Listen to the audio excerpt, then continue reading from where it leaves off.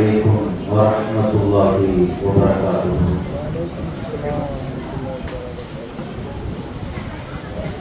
الحمد لله رب العالمين والعاقبة للمتقين،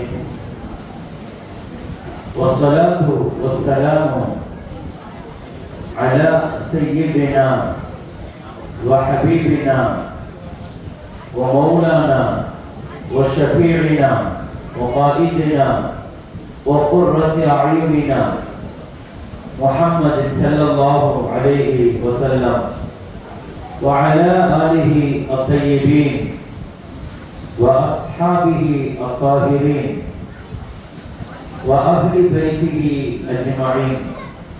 أما بعد، ஜஷ்ன மிலாத் சொசைட்டியினுடைய 75ஆம் ஆண்டு சீரத் மீலாது தொடர் சொற்பொழிவு உபன்யாசத்தினுடைய 7வது நாளான இன்றைய தினம் இந்த நிகழ்ச்சியை அருள்மறை வசனங்களை ஓதி துவக்கி வைப்பதற்காக மதரசா ஃபைசுல் பாக்கியாத்தினுடைய மாணவர் அல்வானி அல்-ஹாஃபில் ஏ நவீத் யூசுப் அவர்கள் திருமறை வசனங்களை ஓதி நிகழ்ச்சியை துவக்கி வைக்கிறார்.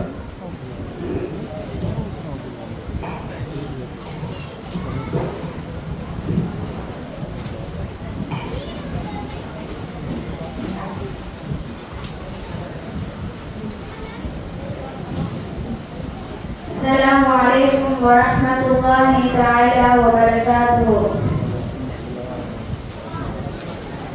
أعوذ بالله من الشيطان الرجيم.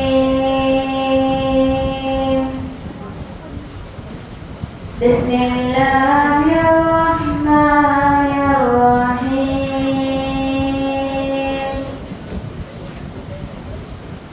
ولله ملك السماوات والأرض والله على كل شيء قدير. إن في خلق السماوات والأرض واختلاف الليل والنهار لآيات لأولي الألباب الذين يذكرون الله قياما وقعودا وعلى جنوبهم ويتفكرون في خلق السماوات والأرض ربنا ما خلقت هذا باطلا سبحانك فقنا عذاب النار. ربنا إنك من تدخل النار فقد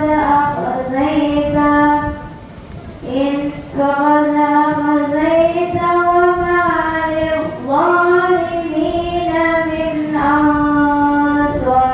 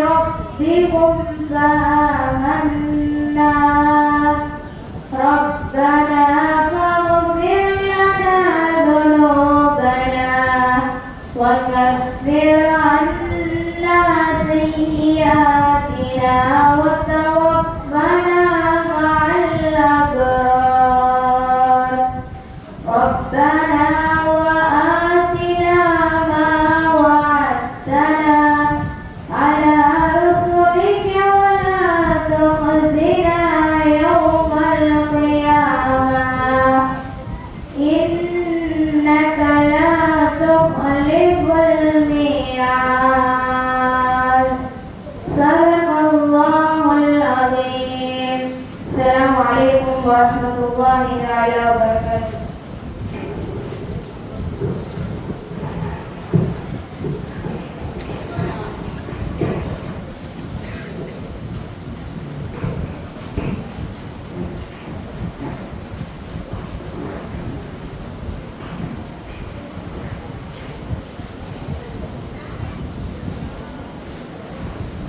السلام عليكم ورحمة الله وبركاته. الحمد لله غافر الذنب وقابل التوب شديد العقاب ذي الطول لا إله إلا هو إليه المصير. نحمده ونستعينه ونستغفره ونؤمن به ونتوكل عليه ونعوذ بالله من شرور أنفسنا ومن سيئات أعمالنا. من يهده الله فلا مضل له ومن يضلل فلن تجد له وليا مرشدا. أشهد أن لا إله إلا الله وحده لا شريك له وهو حي لا يموت بيده الخير وهو على كل شيء قدير. وأشهد أن محمدا عبده ورسوله الذي بعث في الأميين رسولا منهم يتلو عليهم آياته ويزكيهم ويعلمهم الكتاب والحكمة. اللهم صل على سيدنا وشفيعنا وحبيبنا وقرة أعيننا محمد صلى الله عليه وسلم وعلى آله الطيبين وأصحابه الطاهرين والمؤمنين أجمعين. من يطع الله ورسوله فقد فاز فوزا عظيما ومن يعص الله ورسوله فقد ضل ضلالا مبينا. أحينا الله على سنة رسول الله صلى الله عليه وسلم وأمتنا على ملة رسول الله صلى الله عليه وسلم واحشرنا غدا في زمرة رسول الله صلى الله عليه وسلم. إن أريد إلا الإصلاح ما استطعت وما توفيقي إلا بالله. أما بعد فقد قال الله تعالى في كلامه القديم والفرقان الحميد: أعوذ بالله من الشيطان الرجيم. بسم الله الرحمن الرحيم. فاصدع بما تؤمر وأعرض عن المشركين. صدق الله مولانا العظيم. قال نبينا وحبيبنا وشفيعنا محمد رسول الله صلى الله عليه وسلم: أشد الناس بلاء الأنبياء فالأمثل ثم الأمثل. صدق نبينا صلى الله عليه وسلم. அருளன்பு பண்பின் அளவற்ற உந்தன் திருநாமம் போற்றி துவங்குகின்றேன். உயிருக்கு உயிரான உயிரினும் மேலான கண்மணியான காத்தமுல் அம்பியாயி சையீதுல் அத்கியாயி தாஜுல் அவுலியாயி ஹபீபுனா ஷஃபீஉனா ரசூலுல்லாஹி ஸல்லல்லாஹு அலைஹி வஸல்லம் அவர்கள் மீதும் அவர்களின் பாக்கியம் நிறைந்த உம்மத்தார்கள் அனைவர்கள் மீதும் இங்கு சங்கமித்திருக்கிற நம் அனைவர்கள் மீதும் சப்தம் செவியேற்கிற அனைவர்கள் மீதும் அல்லாஹ்வின் அன்பும் அருளும் வந்து சேரட்டுமாக. எல்லாம் உள்ள ரப்புல் ஆலமீன் அல்லாஹ்வின் மேலான பொருத்தமும் அன்பும் நேசமும் நெருக்கமும் நம் அனைவர்களுக்கும் அல்லாஹ் நசீபாக்கி தருவானாக. வாழும் காலம் எல்லாம் ஆரோக்கியமாக வாழ அல்லாஹ் தௌஃபீக் செய்வானாக. ஆஃபியத் என்ற அனுமதிக்க முடியாத செல்வத்தை நம் அனைவர்களுக்கும் நமக்கும் நம் குடும்பத்தார்களுக்கும் வழங்கி அருள் புரிவானாக. நம்முடைய மக்களை தீய தொடர்புகளில் இருந்தும் ஆபத்துகளில் இருந்தும் அல்லாஹ் நம்முடைய மக்கள் செல்வங்களை அல்லாஹ் பாதுகாப்பானாக. அகலாக்குள்ள பிள்ளைகளாக பெற்றோர்களுக்கு அல்லாஹ்வுக்கு கட்டுப்பட்டு நடக்கிற பிள்ளைகளாக அல்லாஹ் நம்முடைய மக்களை அல்லாஹ் ஆக்கி வைப்பானாக. எல்லா விதமான கஷ்டங்கள், சிரமங்கள், சங்கடங்கள், நோய் நொடிகள் அனைத்திலிருந்தும் அல்லாஹ் பூரணமான ஆஃபியத்தை அல்லாஹ் தந்துடுவானாக. வாழும் காலம் எல்லாம் உடல் உறுப்புகள் ஆரோக்கியமாக செயல்படுகிற நல்ல நசீபை எல்லாம் நமக்கு தருவானாக. யாரிடத்திலேயும் எந்த சூழ்நிலையிலேயும் தேவையாக இருக்கிற சூழலை விட்டும் அல்லாஹ் நம்மையும் நம் குடும்பத்தார்களையும் அல்லாஹ் தன்னிறைவோடு அல்லாஹ் வாழ வைப்பானாக. ஜஷ்னே மீலாத் சொசைட்டியினுடைய 7வது நாள் பாக்கியம் நிறைந்த அல்லாஹ்வின் மகத்தான கிருபையினால் இதுவரை 6 நாட்கள் 75ஆம் ஆண்டினுடைய தொடர் சீரத் விழாவினுடைய தொடர் நாள் 6 நாட்களை நிறைவு செய்திருக்கிறோம். எனவே அந்த வரிசையில மீலாது தொடர் சொற்பொழிவு உபன்யாச நிகழ்ச்சியினுடைய 7வது நாள் இன்றைய தினம் உங்களை எல்லாம் சந்திக்கிற பெரும் நசீபை தந்தார் அல்லாஹ். 7வது நாள் முஹம்மது ரசூலுல்லாஹி ஸல்லல்லாஹு அலைஹி வஸல்லத்தினுடைய வாழ்க்கை தொடரை பேசுவதற்கும் கேட்பதற்கும் பெரும் பாக்கியத்தையும் நசீபையும் தந்த ரப்பல் ஆலமீன் அல்லாஹ்வுக்கு நன்றி செலுத்தியவனாக எனது உரையை துவக்கம் செய்கிறேன். எனக்கு மேலான பெருமக்களே, நபிகள் நாயகம் ஸல்லல்லாஹு அலைஹி வஸல்லத்தினுடைய வாழ்க்கையினுடைய முக்கியமான 6 பகுதிகளை நாம் இதுவரை நிறைவு செய்திருக்கிறோம். இந்த 6 பகுதிகளின் மேலோட்டமான கொஞ்சம் நினைவுபடுத்திக் கொள்வதற்காக நான் மீண்டும் ஒருமுறை ஞாபகப்படுத்துகிறேன். நபிகள் நாயகம் ஸல்லல்லாஹு அலைஹி வஸல்லம் தேர்ந்தெடுக்கப்பட்ட சமூகம், குடும்பம், ஊர், இதை பற்றி முதல் நாள் நபிகள் நாயகம் ஸல்லல்லாஹு அலைஹி வஸல்லத்தினுடைய பிறப்பை சுற்றி நடந்த நிகழ்வுகள், இந்த உலகத்தில் ஏற்பட்ட மாற்றங்கள், அதைத் தொடர்ந்து ஸல்லல்லாஹு அலைஹி வஸல்லத்தினுடைய சிறுவயது வாழ்க்கை, வாலிபம், இதுல முஹம்மது ஸல்லல்லாஹு அலைஹி வஸல்லம் செய்த வாணிகம், வணிகம், வியாபாரம் சம்பந்தமான ஒழுங்குகள், அதைத் தொடர்ந்து 3வது நாளை கடந்த 4வது நாள் ஸல்லல்லாஹு அலைஹி வஸல்லத்தினுடைய வாழ்க்கையின் முக்கியமான பகுதியான குடும்ப வாழ்க்கையை குறித்து 2 தினங்கள் வெவ்வேறு கோணங்களில் நாம் தெரிந்திருக்கிறோம். அன்னை ஹதீஜா ரலியல்லாஹு அன்ஹாவுடன் முஹம்மது ஸல்லல்லாஹு அலைஹி வஸல்லம் நிக்காஹ் நடந்தது. நிக்காஹ் வாழ்க்கையில, குடும்ப வாழ்க்கையில ஸல்லல்லாஹு அலைஹி வஸல்லம் நடந்து கொண்ட முறைகள், குடும்பம் நடத்திய அழகு, மஹப்பத்துடன், அன்புடன், தன் மனைவியினுடைய இறப்புக்கு பின்னாலும் கூட மனைவியின் மீது அவர்கள் கொண்டிருந்த நேசம், அன்பு, மற்ற மனைவிமார்களுடன் ஸல்லல்லாஹு அலைஹி வஸல்லம் நடந்து கொண்ட வழிகாட்டுதல்கள் என்று 4, 5, 2 நாட்கள் ரசூலுடைய விரிவான குடும்ப வாழ்க்கையை பற்றி தெரிந்து கொண்டோம்.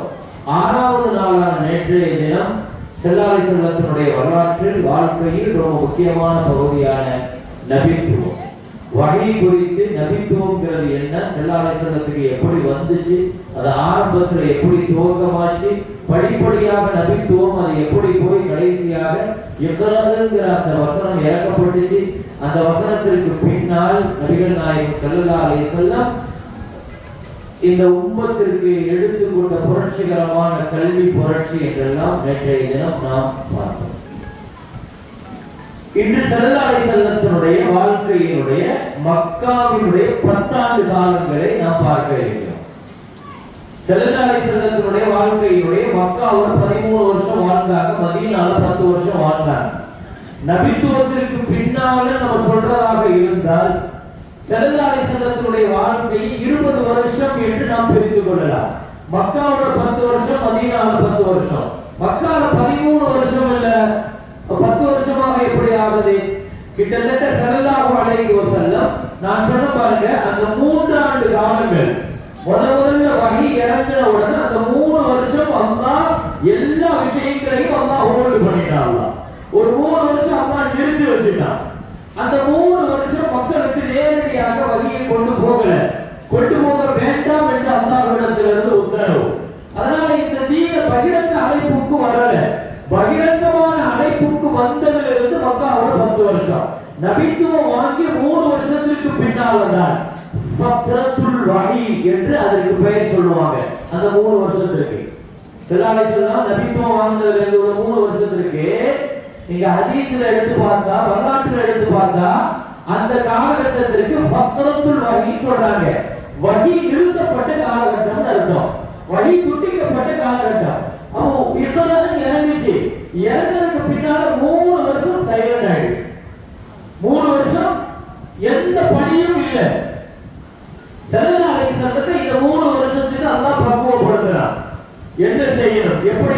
ஆரம்பிக்கணும். தர்மா இருந்துச்சு. இந்த 3 வருஷம் தர்மா செஞ்சாங்க. அழைப்பு பணி இருந்துச்சு. இஸ்லாத்தை சொன்னாங்க. எப்படி சொன்னாங்க?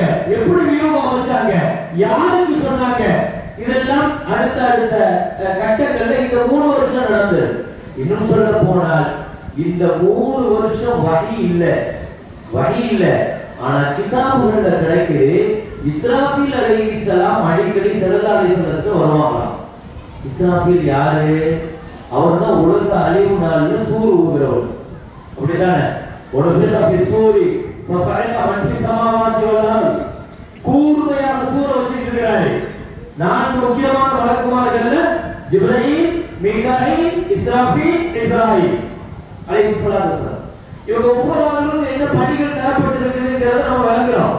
ஏன்னா மலக்குமார்களுடைய அகீதா கொள்கைகள் நமக்கு உண்டு. அல்லாஹ்வை பத்தி, ரசூலை பத்தி, வேதங்களை பத்தி, மலக்குமார்களை பத்தி நம்ம ஈமான் கொண்டிருக்கோம் இல்லையா?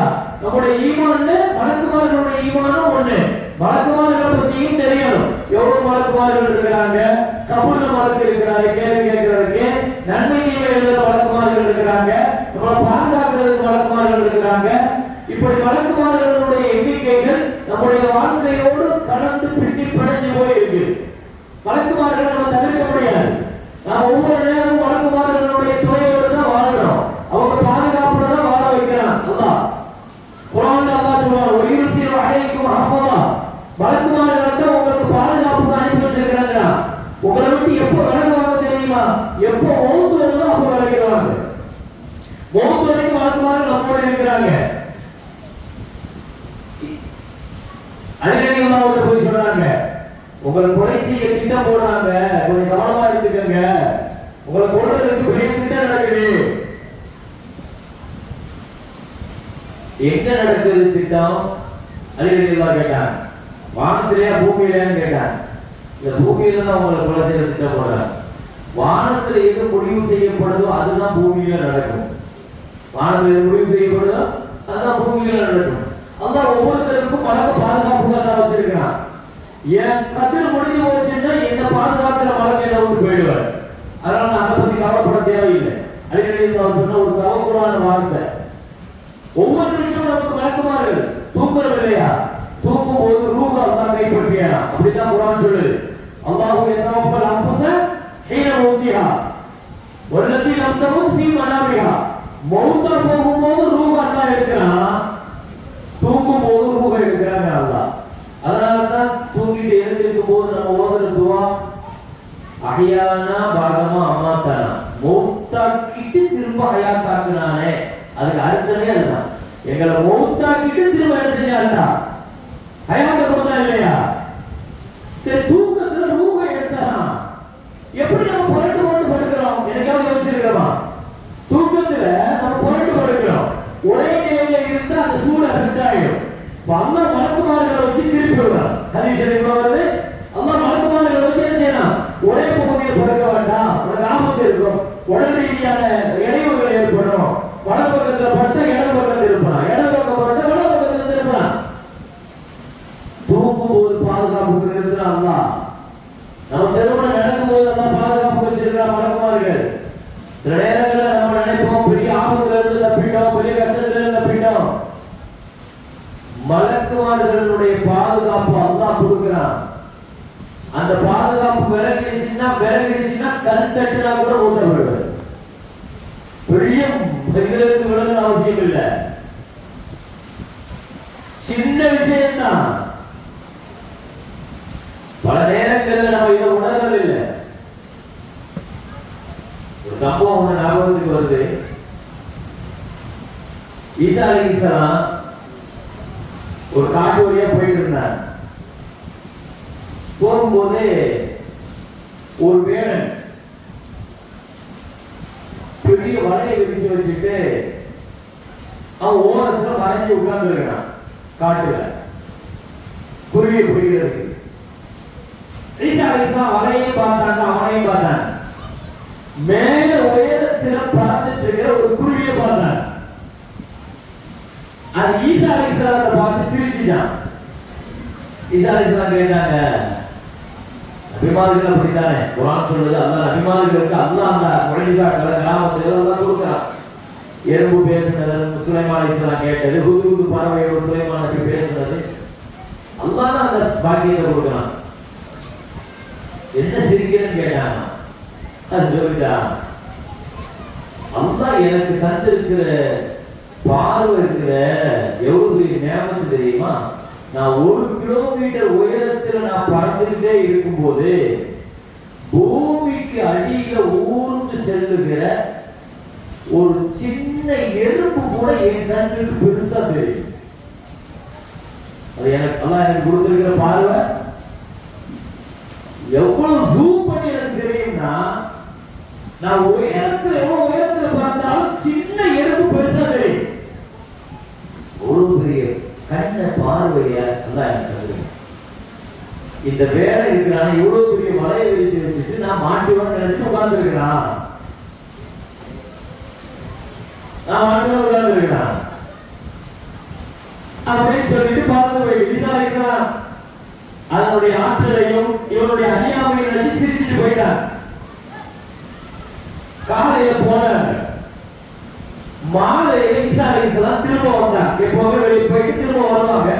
அன்னை காடு வழியாக வனாந்தர வழியாக ஈசா அலைஹிஸ்ஸலாம் ஊர்ல சுற்றுறதை விட காட்டுல சுற்றுறது அதிகம். ஏன்னா அவர் ஒரு துறவி. ஈசா அலைஹிஸ்ஸலாம் அபிமானிலேயே தனிமையை ரொம்ப விரும்புகிற துறவி. காடுகள்ல தவம் இருப்பாங்க ஈசா அலைஹிஸ்ஸலாம்.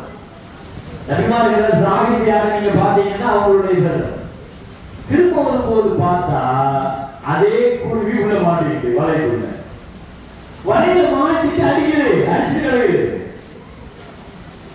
ஈசா அலைஹிஸ்ஸலாம் பக்கத்துல போய் கேட்டாங்க, காலையில தானே யுவமான சொல்றேன், என் பார்வை தெரியுமா, எனக்கு இருக்கிற இது தெரியுமா, அது தெரியுமா, இது தெரியுமா, நிறைய நாள் நீ பேசுனீங்க, நீ எப்படி உள்ள வந்து மாட்டுன, நீ எப்படி உள்ள வந்து மாட்டுன?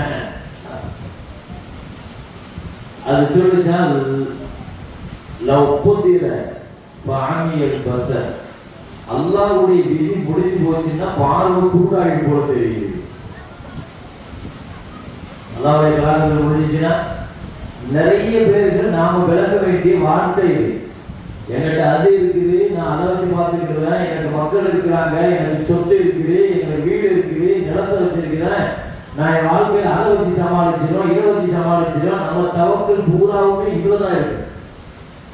சும்மா சொல்லிக்கிறோம் வெளிப்படையா அல்லாஹ் மேல தவக்குள் வச்சிருக்கிறேன். நாம் சோதிச்சாதான் தெரியும் தவக்குளை நம்மளுடைய தவக்குள் என்ன அளவு இருக்குங்கிறது.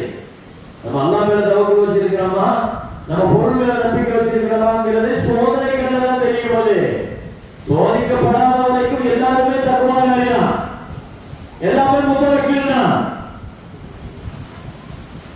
அஸ்பாபுகள் மேலையும் பொருட்கள் மேலையும் தான் நம்முடைய நம்பிக்கைகள் ரொம்ப பலமா வச்சிருக்கிறோம். இதுதான் சத்தியமானது, உண்மையானது.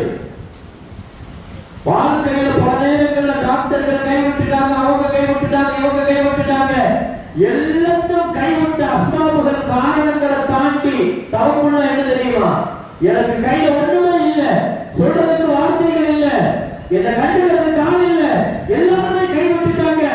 டாக்டர்களை நம்பினேன், அவர் கைவிட்டுட்டாரு, குடும்பத்தை நம்பினேன், கைவிட்டுட்டாரு, எல்லாத்தையும் தாண்டி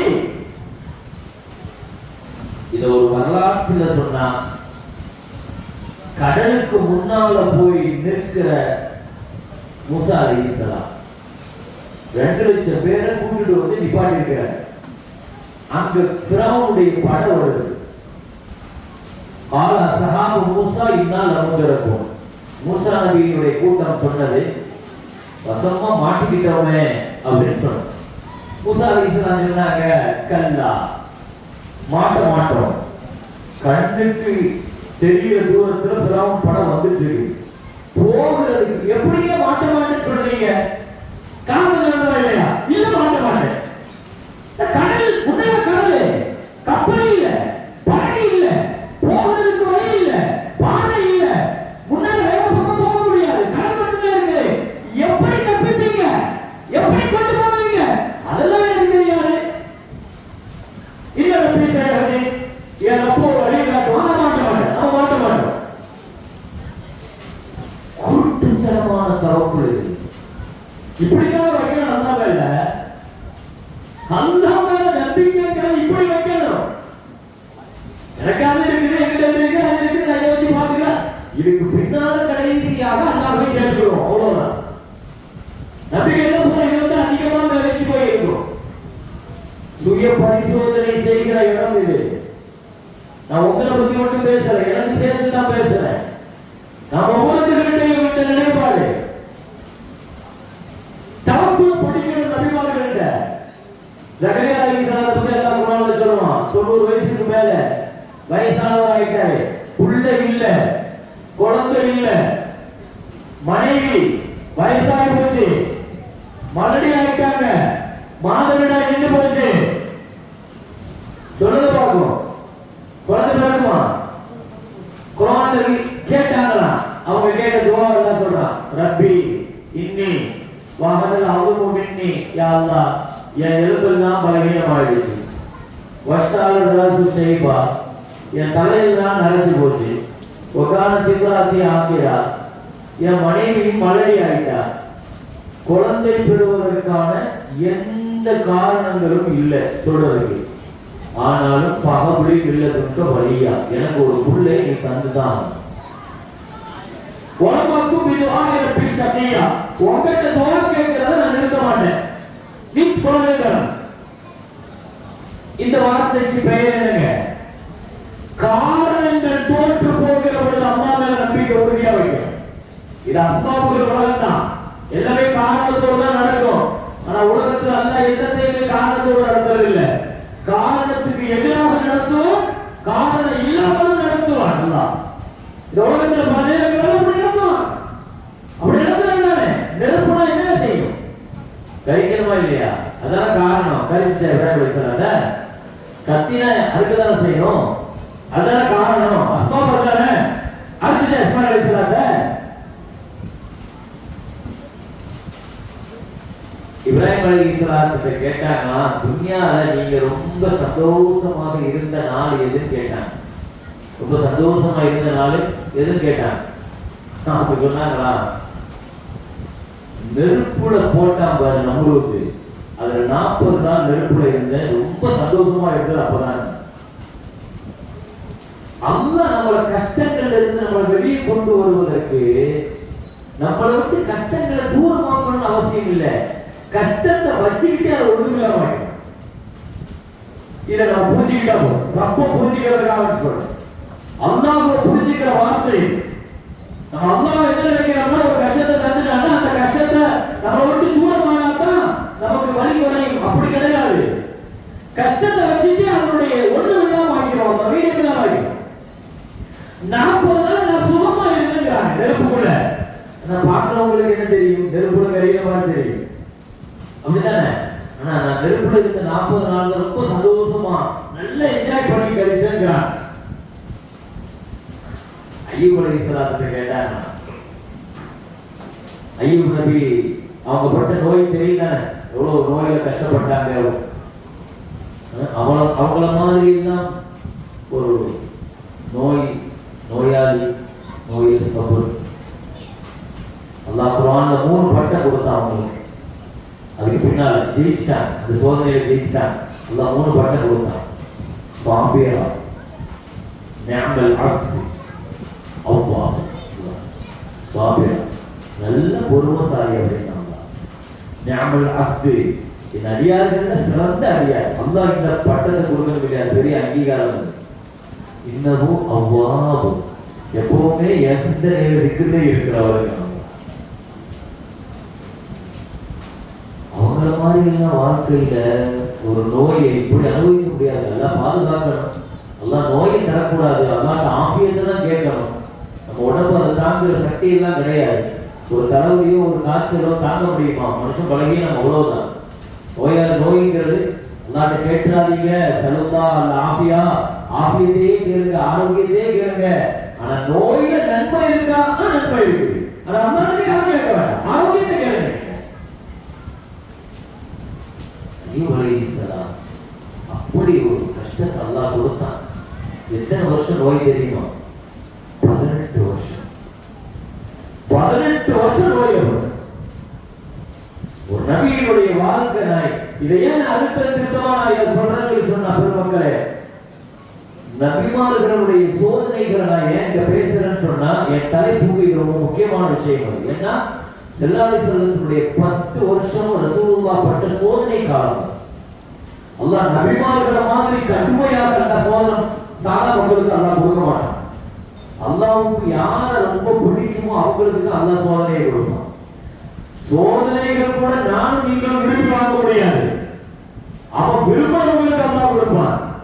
இக்கான ஃபீ தீனிஹி சுல்பன் இஷ்தத்த பலாஹு இக்கான ஃபீ தீனிஹி ரக்கத்தன் யுத்தர ரஜுல் அலா ஹஸ்பி தீனி. ஸல்லல்லாஹு தீன் உங்கள்ட்ட எப்படி இருக்கு எவ்வளவு இருக்குதுங்கிற அந்த அளவை பார்த்து தான் அல்லாஹ் சோதனையும் கொடுப்பான். தீன் ஸ்ட்ராங்கா இருந்துச்சுன்னா சோதனை ஸ்ட்ராங்கா வரும். தீன் லேசா தான் நிக்கிறோம்னா சோதனை லேசா தான். ஸல்லல்லாஹு அலைஹி வஸல்லம் சொன்ன வார்த்தை, நம்ம மார்க்கத்துல இப்படி இருக்கிறோங்கிறத வச்சுதான் அல்லாஹ் கஷ்டங்களை கொடுக்கிறான்.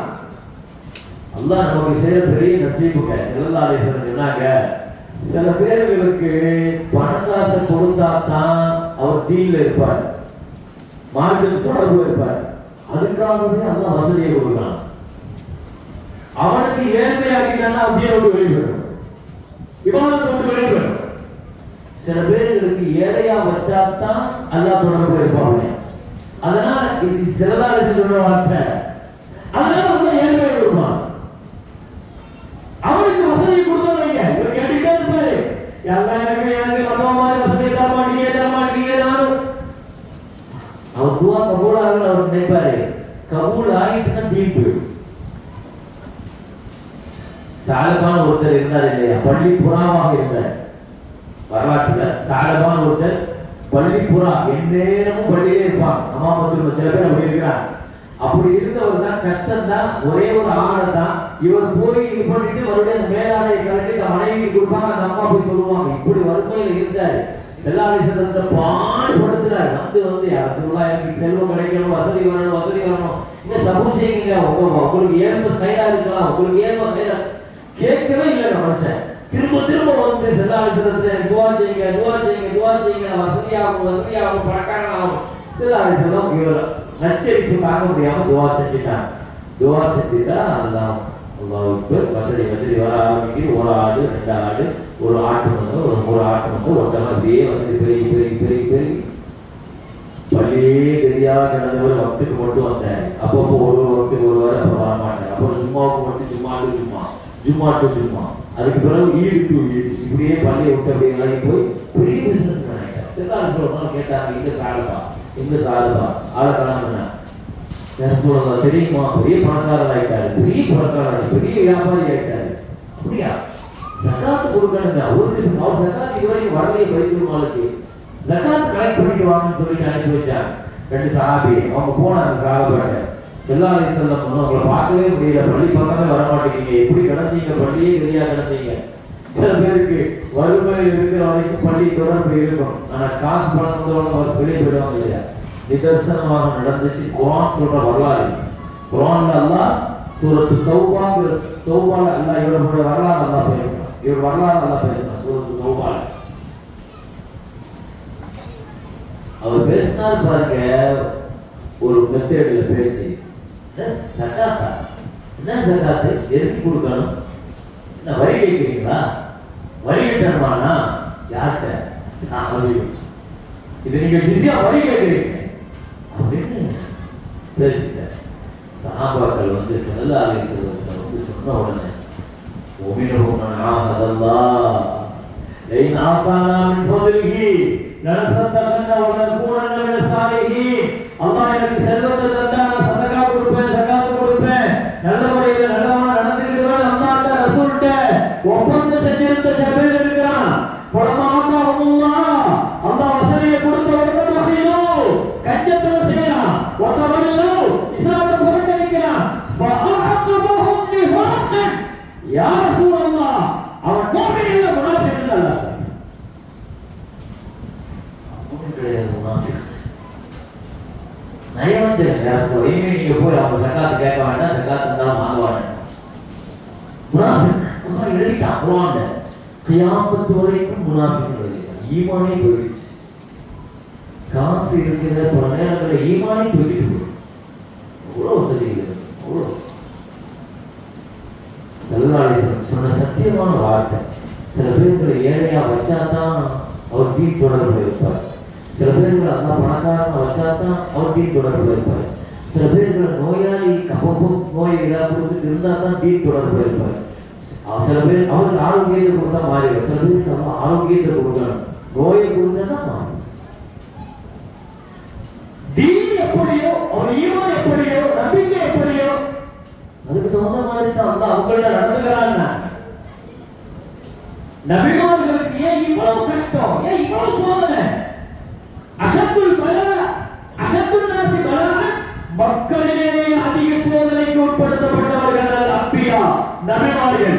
சுப்பல் அம்சல் ஃபல் அம்சல், பிறகு கருத்து இருக்கிற சஹாபாக்கள், பின்னர் கருத்து இருக்கிற சாலிஹீன்கள், பிறகு கருத்து இருக்கிற அவுலியாக்கள், எல்லாம் தாண்டி தான் மூமின்கள். அப்படியெல்லாம் சோதனையை கூட சும்மா வாங்கிட முடியாது. அதனால தான் சொல்றேன், நெருப்புனா கத்தினா செஞ்சிருக்காமா இல்லையா? இப்ராஹிம் அலைஹிஸ்ஸலாம் கழுத்துல வச்சு மகனை படுக்க போட்டு அறுத்து அறுக்கிறாங்க. எத்தனை தடவை? கத்தி கூர்மையா இருக்குது, கழுத்துல 70 தடவை வருதான். சூப்பர் ஃபார்மாலிட்டிலாம் உட்கார்ந்து அவங்க குர்பானி கொடுக்கலாம் இல்ல. இன்னைக்கு நம்ம குர்பானி கூட சும்மா ஃபார்மாலிட்டி தான். குர்பானியுடைய தத்துவமும் உணரப்படுறதில்லை, குர்பானியுடைய காரணங்கள் உணரப்படுறதில்லை, குர்பானி மூலமா இந்த உம்மத்துக்கு கிடைக்கிற பயன்பாடுகள் செய்யப்படுறதில்லை, அதனுடைய முறையாக செய்யப்படுறது கிடையாது. இன்னைக்கு அந்த கூட்டு குர்பானிங்கிறது ஒன்று வந்ததற்கு பின்னால் பெரிய கமர்ஷியல் வியாபாரம் ஆயிடுச்சு. அது வியாபாரமா தான் பார்க்கப்படும். இவருக்கும் எங்க ஆட்டை கொண்டு வந்து வீட்டில் கட்டி அதை வளர்த்து பராமரிச்சு அதை பார்த்து இவருக்கு அதுக்கெல்லாம் நேரம் கிடையாது. காசு கொடுத்தோம், 3000 ரூபாய் கேட்கிறீங்க, 4000 ரூபாய் கேட்கிறீங்க, சரி போ, நம்ம கூட 7 பேர் கூட 7 பேர் சேரலாம். 7 பேர் யாரு, என்ன வருமானம், எதை பத்தி இவருக்கு கவலை கிடையாது. அதுல 7 பேருக்கு ஒரு ஆளு சும்மா கறிக்காண்டி சேர்ந்துட்டாங்க, மொத்த குர்பானின்னு சொல்ல முடியும். 7 பேர்ல ஒருத்தர் குர்பானி நியத்து இல்லாம சும்மா கறி கழிக்கிட்டு போய் கறி வேணும்னு சொல்லிட்டு கறி நியத்துல ஒரு சேர்ந்துட்டாரு. மத்த 6 பேர் குர்பானி போச்சு. ஒருத்தர் ஹராமான வருமானம் போச்சு, மொத்த குர்பானி. கூட்டு குர்பானிகள் மார்க்கம் அனுமதி கொடுக்கிறது, செய்யலாம். ஆனா உங்களோட சேர்ந்தவங்க யாரு? 6 பேர். அவர் வருமானம் என்ன உங்களால பார்க்க முடியுமா? பார்க்கணும், பார்க்க சொல்லுது. இன்னைக்கு பெரிய அளவுல கமர்ஷியல் வியாபாரம். எனவே அதை பத்தி பேசுறதல்ல இப்போ உள்ள சூழலுக்கு அந்த சப்ஜெக்டும் அல்ல. நான் கஷ்டங்களையும் நபிமார்கள் பட்ட சோதனைகளையும் புரிய வைப்பதற்காகத்தான் இதை சொல்றேன். சும்மா கொடுக்கலை, 70 தடவை கத்தி வச்சு அறுக்கிறாங்க, மகனுடைய கழுத்து அறுபடல். கோபத்துல கத்தியை தூக்கி ஒரு பெரிய பாறையில வீசினாங்க. அந்த பாறை துண்டா படுச்சு. கேட்டாங்க, தகதஉல் ஹஜர் லா தகதஉல் லஹம், கல்ல அறுப்ப கழுத்து அறுக்க மாட்டியோ? கத்திட்டு கேட்கிறான், கல்ல அறுக்கிற கழுத்து அறுக்க மாட்டியோ? கல்லு சொல்லுச்சு, யகூலுல் ஜலீல் லா தக்தஅ லா தذبح, யகூலுல் கலீல் இذبح. ஜலீல் சொல்றான் அறுக்கிறாருன்னு, கலீல் சொல்றாரு அறு. ஜலீல் யார்? அல்லாஹ். ஜலீல் சொல்றான் அறுக்காத. கலீல் கலீல் சொல்றாரு நீ அறுக்கணும். நான் கலீல் சொல்றத கேட்கிறா, ஜலீல் சொல்றத கேட்கிறா? ஜலீல் சொல்றத கேட்க முடியும். காரணங்களை பல நேரங்கள் அல்லாஹ் தோற்க வைப்பான். கஷ்டங்கள் சிரமங்கள் வருகிற போது நம்ம இதைத்தான் புரியணும். அதுக்கு எதிராக அல்லாஹ் நடத்தி காட்டுவான். காரணங்களை வச்சுட்டு எல்லாம் ஒட்டுமில்லாம ஆக்குவான். நபிமார்களுக்கு கொடுத்த மாதிரி உலகத்துல சோதனைகள் கிடையாது. உலகத்துல யாருக்கும் அல்லாஹ் கொடுக்கல. ஜக்கரியா அலைஹிஸ்ஸலாம் என்ன செஞ்சாங்க தெரியுமா? ஓட தொத்திக்கிட்டே போறாங்க யூதர்கள். அவர் போய் ஒரு மரத்துக்கு பின்னால் போய் விழுந்தார். சண்டாளங்க மரத்தோட சேர்த்து வச்சு 2 அறுத்துட்டாங்க. ஒரு நபி சஹாபாக்கள் பின்னால கஷ்டப்பட்டு சோதனை அந்த மக்காவுடைய 10 வருஷத்துல கஷ்டங்களை வந்து ரசூலுல்லாஹி ஸல்லல்லாஹு அலைஹி வஸல்லம் சொல்லும்போது ஸல்லல்லாஹு அலைஹி வஸல்லம் சொல்லுவாங்க, பொறுமையா இருங்க. உங்களுக்கு முன்னால வாழ்ந்த நபிமார்கள் என்ன செஞ்சிருக்காங்க தெரியுமா? 2 ரத்தமும் சதையுமா 2 துண்டா அறுத்துறாங்க. அறத்தை வச்சு 2 துண்டா அறுத்துருவாங்க. அப்படியே மரத்துல இருந்து அறுத்தாங்களா? மரத்துக்கு அப்படியே அறுக்குறாங்க. ஜக்கரியா அலைஹிஸ்ஸலாமுடைய தலை வரைக்கும் வந்துருச்சு. தலை அப்படியே அறம் வந்து தலையில படுது. வலி தாங்க முடியாம ஆண் கத்துனாங்க. ஜக்கரியா அலைஹிஸ்ஸலாம் ஆண் கத்துனாங்க.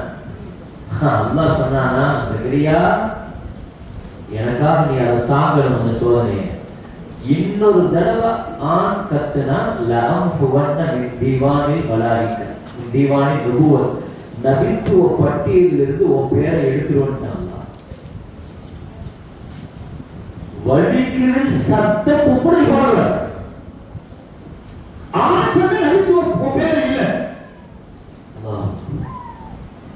அஷத்து நாசி பலா லபியா. உலகத்தில் நபிமார்கள் பட்ட சோதனைகள். நான் அதுதான் சொல்ல வந்த ஜக்கரியா அலைஹிஸ்ஸலாம், அய்யூப் அலைஹிஸ்ஸலாம். அல்லாஹ் 18 வருஷம் நோயை கொடுத்தான். 18 வருஷம் நோயில ஒரு நாள் கூட அல்லாஹ்ட்ட யா அல்லாஹ் எனக்கு இந்த நோயை ஷிஃபாவாக்குவி அப்படின்னு கேட்கலையா?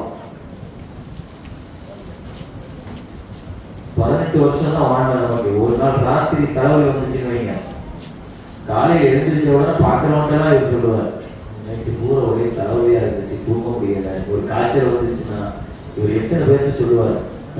ஸல்லல்லாஹு சொன்னாங்க, அல்லாஹ் நோய் தருகிற பொழுது அதை மக்கள்கிட்ட சொல்லிக்கிட்டே இருக்கிறவங்களை பார்த்து அல்லாஹ் ரோஷப்படுறான். மலக்குமார்கள்ட்ட அல்லாஹ் இப்படி சொல்றானா, அவன் எவ்வளவு பாவம் செய்யறானா, என்னைக்காவது உங்கள்கிட்ட சொல்லியிருக்கிறேன். ஆனா ஒரு சின்ன கஷ்டத்தை கொடுத்தான், அவன் பார்க்கிறவன்ட்டா என்னை பத்தி முறையிடணும். டாக்டர்கிட்ட சொல்றோம், உரியவர்களுக்கு சொல்றோம், துவா செய்யறதுக்காகவே சொல்றோம், அது வேற விஷயம்.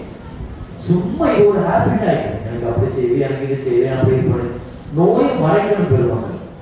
நோய் உரியவர்கள்ட்ட தான் சொல்லணும், பார்க்கிறவங்கள்ட்ட தான் சொல்றதில்ல. ரப்புட்ட நம்ம அழுகலாம், ரப்புட்ட நம்ம பழகினத்தை முறையிடலாம், ரப்புட்ட நம்ம நோயை சொல்லலாம். மற்றவங்கள்ட்ட சொல்றது அல்லாஹ் விரும்புறது இல்லை. 18 வருஷம் நோய் துவா செய்யுங்கன்னு அவங்க மனைவி சொன்னாங்க, அவங்க குடும்பம் சொல்லுச்சு, எல்லாரும் சொன்னாங்க. என்ன சொன்னாங்க தெரியுமா? 18 வருஷம் தானே நான் நோயில இருக்கிறேன், அல்லாஹ் என்ன ஒரு 40 வருஷம் அல்ல ஆரோக்கியத்தை தந்தானே, எனக்கு கேட்கறதுக்கு வெக்கமா இருக்குதுன்னு சொன்னாங்க அல்லாஹ். எனவே அல்லாஹ் ஜக்கரியா அலைஹிஸ்ஸலாத்திற்கு அல்லாஹ் 18 வருஷத்துக்கு பின்னால ஒரு கட்டத்துல துவா கேட்டுட்டாங்க. ரப்பி அன்னி மஸ்ஸனியல் லுர்ரு வ அன்த அர்ஹமுர் ராஹிமீன். என்னை நோய் தொட்டு இருக்கிறது, நீ கிருபையாளர்களுக்கு எல்லாம் கிருபையாளன். அதுதான் துவா. 18 வருஷத்துக்கு பின்னால துவா எப்படி கேட்கிறாங்க? எனக்கு நோய் தொட்டு இருக்கிறது, நீ கிருபையாளர்களுக்கு எல்லாம் கிருபையாளன். முடிச்சுட்டு அவ்வளவுதான். வாய் திறக்க மாட்டாரான் தான் அல்லாஹ் தஆலா பார்த்து திறந்துட்டாரு. ஃபஸ்தஜப்னா. நோயாளிகள் இந்த துவா, நபிமார்கள் கேட்ட துவாவை மாதிரி சிறந்த துவா ஒண்ணும் கிடையாது. நோயாளிகள் இந்த துவாவை கேட்டுட்டு தான் மற்ற துவாவை கேட்கணும். ரப்பி அன்னி மஸ்ஸனியல் லுர், அதுல கூட பாருங்க, நீ என்ன நோயாளி ஆக்கிட்டேன்னு சொல்லல, நீ என்ன நோயாளி ஆக்கிட்டேன்னு சொல்லல. அவங்க கேட்ட துவா என்ன நோய் தொட்டுடுச்சு. அல்லாஹ்ட்ட பேசும்போது அப்படித்தான் பேசணும். இப்படி கஷ்டத்தை கொடுத்துட்டியே யா அல்லாஹ், நீ இப்படி நோயை கொடுத்துட்டியே யா அல்லாஹ், நீ இப்படி எனக்கு வறுமை, இப்படி சொல்றது அல்லாஹ் கிட்ட ஒழுக்கம் இல்லைங்கிறாங்க பெருமக்கள். சாரி, அல்லாஹ் பதில் சொன்னா, நோயை ஷிஃபாவாக்குனா, இறந்து போன குடும்பத்தை திருப்பி கொடுத்தான், இறந்து போன பிள்ளைகள் அல்லாஹ் திரும்ப ஹயாத்தாக்கி கொடுத்தான். அதை பத்தி பேசணும்னு வைங்க, அல்லாஹ் எப்பவுமே அவனுக்காக ஒரு கஷ்டத்தை அனுபவிச்சு அவன் திரும்ப தரும்போது சிறந்ததாக அல்லாஹ் தருவான். அல்லாஹ் அப்படிதான் தருவான். அல்லாஹ் மூசாவுடைய தாயிட்ட சொன்னான், உன் பிள்ளை நைல் நதியில போடு, எனக்காக நீ போடுன்னு. அல்லாஹ் பெத்த பிள்ளை தூக்கி எங்க போட சொல்றான்? நீ நைல் நதியில போடு. இன்னும் ராத்தூஹு இலைக், என்ன நம்பி நீ போடு, எனக்காக நான் உன் பிள்ளைய திரும்ப தருவேன். வஜாயிலுஹு மினல் முர்சலீன், திருப்பி தரும்போது நான் ரசூலா தருவேன். அல்லாஹ் நீ பிள்ளையா கொடு, வெறும் மூசாவா கொடு, நான் திரும்ப தந்தா உனக்கு ரசூலா திருப்பி தருவேன். அல்லாஹ்வுக்காக உள்ள சோதனைகள் அல்லாஹ் மிகச்சிறந்த. உலகத்துல அவங்க பட்ட சோதனை அய்யூப் அலைஹிஸ்ஸலாம். அப்ப நான் சொல்ல வந்தது தான், அய்யூப் அலைஹிஸ்ஸலாம் அவ்வளவு பெரிய சோதனையில 18 வருஷம் நோயில இருந்தெல்லாம் ஆரோக்கியம். இந்த தங்க மலைன்னு சொல்லுவாங்க பாருங்க, உலகத்துல அவங்களுக்கு தான் பொழிஞ்சிச்சு தங்க மலை. தங்க மலை பொழிய வச்சான் அல்லாஹ். சொத்து எவ்வளவு பெரிய சொத்து பாருங்க. போய் தங்க மலை பொழியும். வரலாறு சத்தியமான வரலாறு. வரலாறு தஃசீர் குர்ஆன் எடுத்து பாருங்க. அவங்களை ரீப்ளேஸ்மெண்ட் அல்லாஹ் பண்ணா, ரெக்கவர் பண்ணா அல்லாஹ். சரி, நான் சொல்ல வந்த செய்தி தான், இந்த 18 வருஷத்துக்கு பின்னால ஐயூப் அலைஹிஸ்ஸலாத்தை கேட்டாங்களா, 18 வருஷம் நோயில இருந்தீங்க, இப்போ ஆரோக்கியமா இருக்கிறீங்க, ரெண்டையும் எப்படி உணர்றீங்க அப்படின்னு கேட்டாங்க. ஆரோக்கியமா இருக்கவங்க சந்தோஷமா இருக்கா, நோயில இருந்தவங்க சந்தோஷமா? அதான் பதில் சொன்னாங்க ஐயூப் அலைஹிஸ்ஸலாம். நோயும் அல்லாஹ்வுடைய நேமத்து தான், ஆரோக்கியமும் அல்லாஹ்வுடைய நேமத்து தான். ஆனா ஆரோக்கியத்துல கிடைக்காத ஒரு பாக்கியம் எனக்கு நோயில கிடைச்சிச்சு. ஒரு சந்தோஷம் என்னன்னா, நான் நோயாளியா இருந்தப்ப ஒவ்வொரு நாள் காலையிலையும் மாலையிலையும் அல்லாஹ்வுக்காக என்ன நலம் விசாரிப்பான். அல்லாஹ் நலம் விசாரிக்கிறது எவ்வளவு பெரிய சந்தோஷம். ஒவ்வொரு நாள் காலையில அல்லாஹ் என்கிட்ட, ஐயோ கைப்பாருங்க, எப்படி இருக்கிறீங்க, எப்படி இருக்கிறீங்க அல்லாஹ் கேட்டா எவ்வளவு சந்தோஷமா இருக்கு. எப்படி இருக்கிறீங்க அல்லாஹ் கேட்பா. நான் ராத்திரி பூரா பட்ட கஷ்ட நோய் அந்த ஒரு வார்த்தையே போயிடும். மாலை நேரம் ஆயிடுச்சுன்னா அல்லாஹ் திரும்ப கிடைச்சிடுவான், நல்லா விசாரிப்பான். ஐயோ எப்படி இருக்கிறீங்க. காலையில இருந்து மாலை வரை பட கஷ்டங்கள்லாம் என்ன செஞ்சிடும். அதனால நோயில என் ரப்பு ஒவ்வொரு நாளும் என்ன நலம் விசாரிச்சான். அப்போ அல்லாஹு தஆலா உலகத்திலேயே கடுமையான சோதனைகளை நபிமார்களுக்கு அல்லாஹ் கொடுத்தான். எனவே நான் ஆரம்பத்துல சொன்ன மாதிரி நம்ம ஈமான் அது மூமின்கிற அந்த தரத்துல உறுதியா இருந்துச்சுன்னா சோதனை அதுக்கு தகுந்த மாதிரி இருக்கும். இறைநேசருங்கிற தரத்துக்கு போனா அதுக்கு தகுந்த மாதிரி இருக்கும்.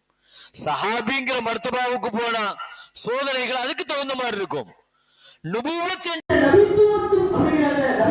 அந்தஸ்துக்கு போனா சோதனைகள் அதுக்கு தகுந்த மாதிரி இருக்கும். நபிமார்களின் தலைவராக அதுக்கு மேல ஒரு பதவி கிடையாது. அப்படியா? உலகத்தில் அதுக்கு மேல ஒரு பதவி கிடையாது. அப்படியானால் அந்த சோதனை எப்படி? வாங்க ஸல்லல்லாஹு அலைஹி வஸல்லம் பட்ட அந்த 10 வருஷ சோதனைகளை வரலாற்று ஒளியில் பார்க்கலாம். ஸல்லல்லாஹு அலைஹி வஸல்லம்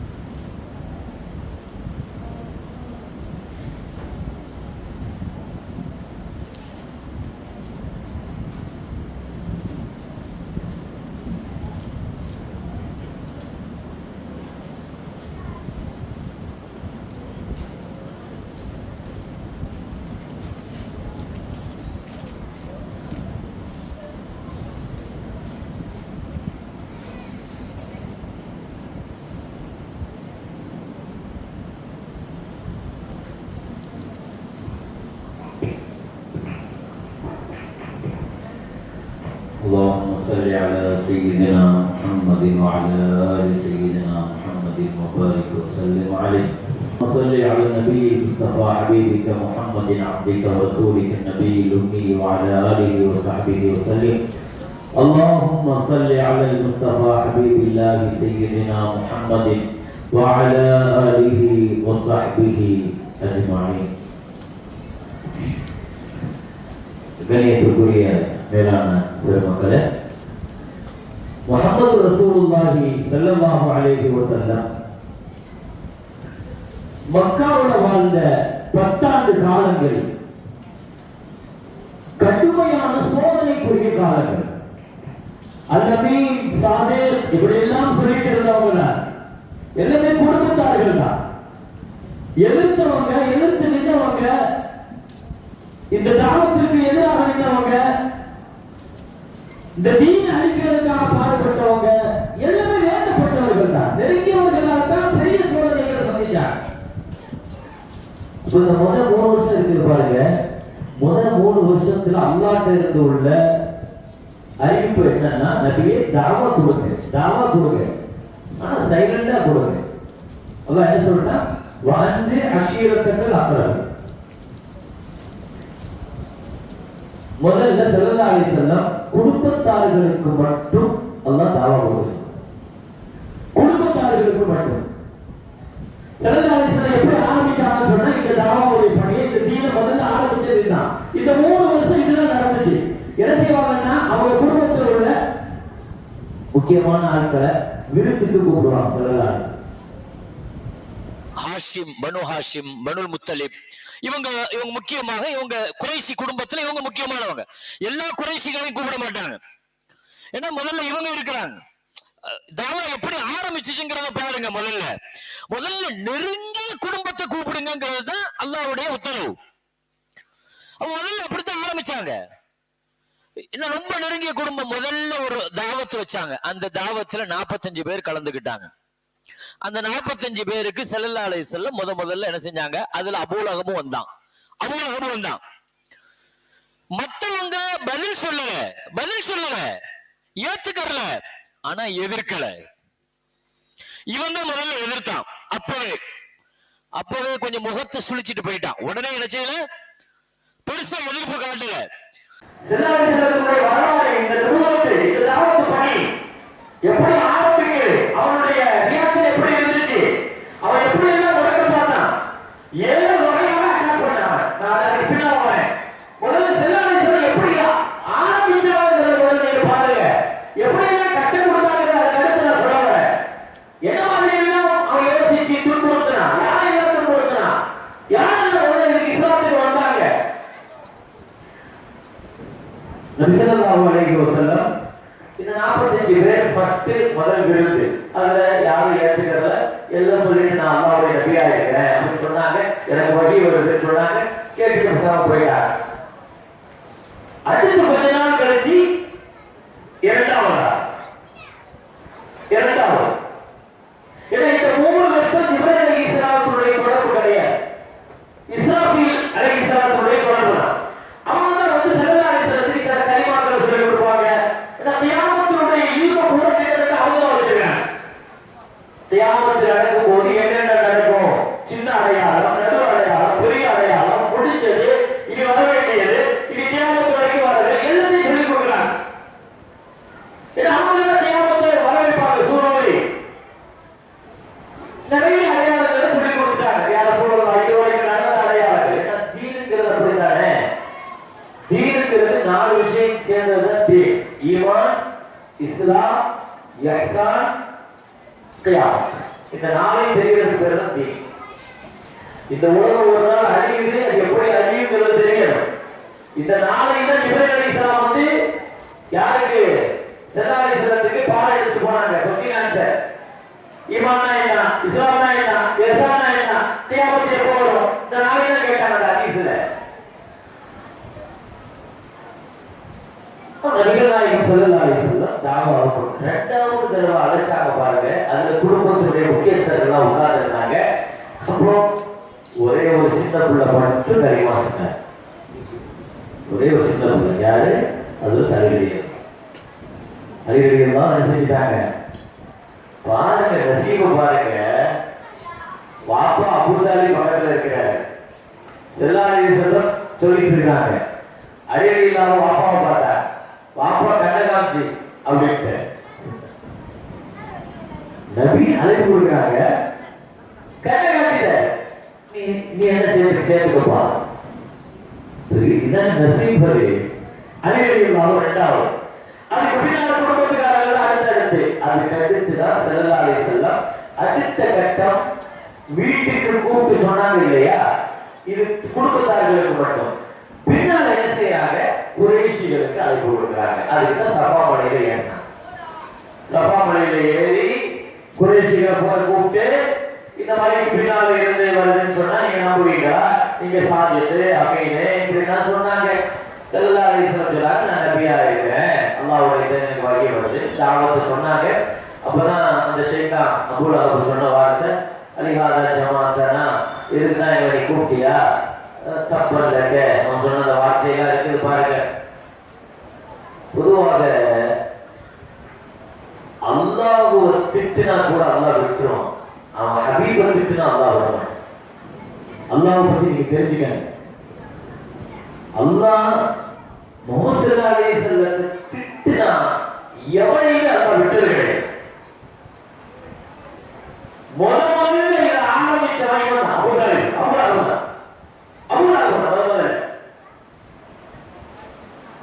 நபி தைரியமா சொன்னது தப்பு இல்லை, உனக்கு நாசம் சொன்னது.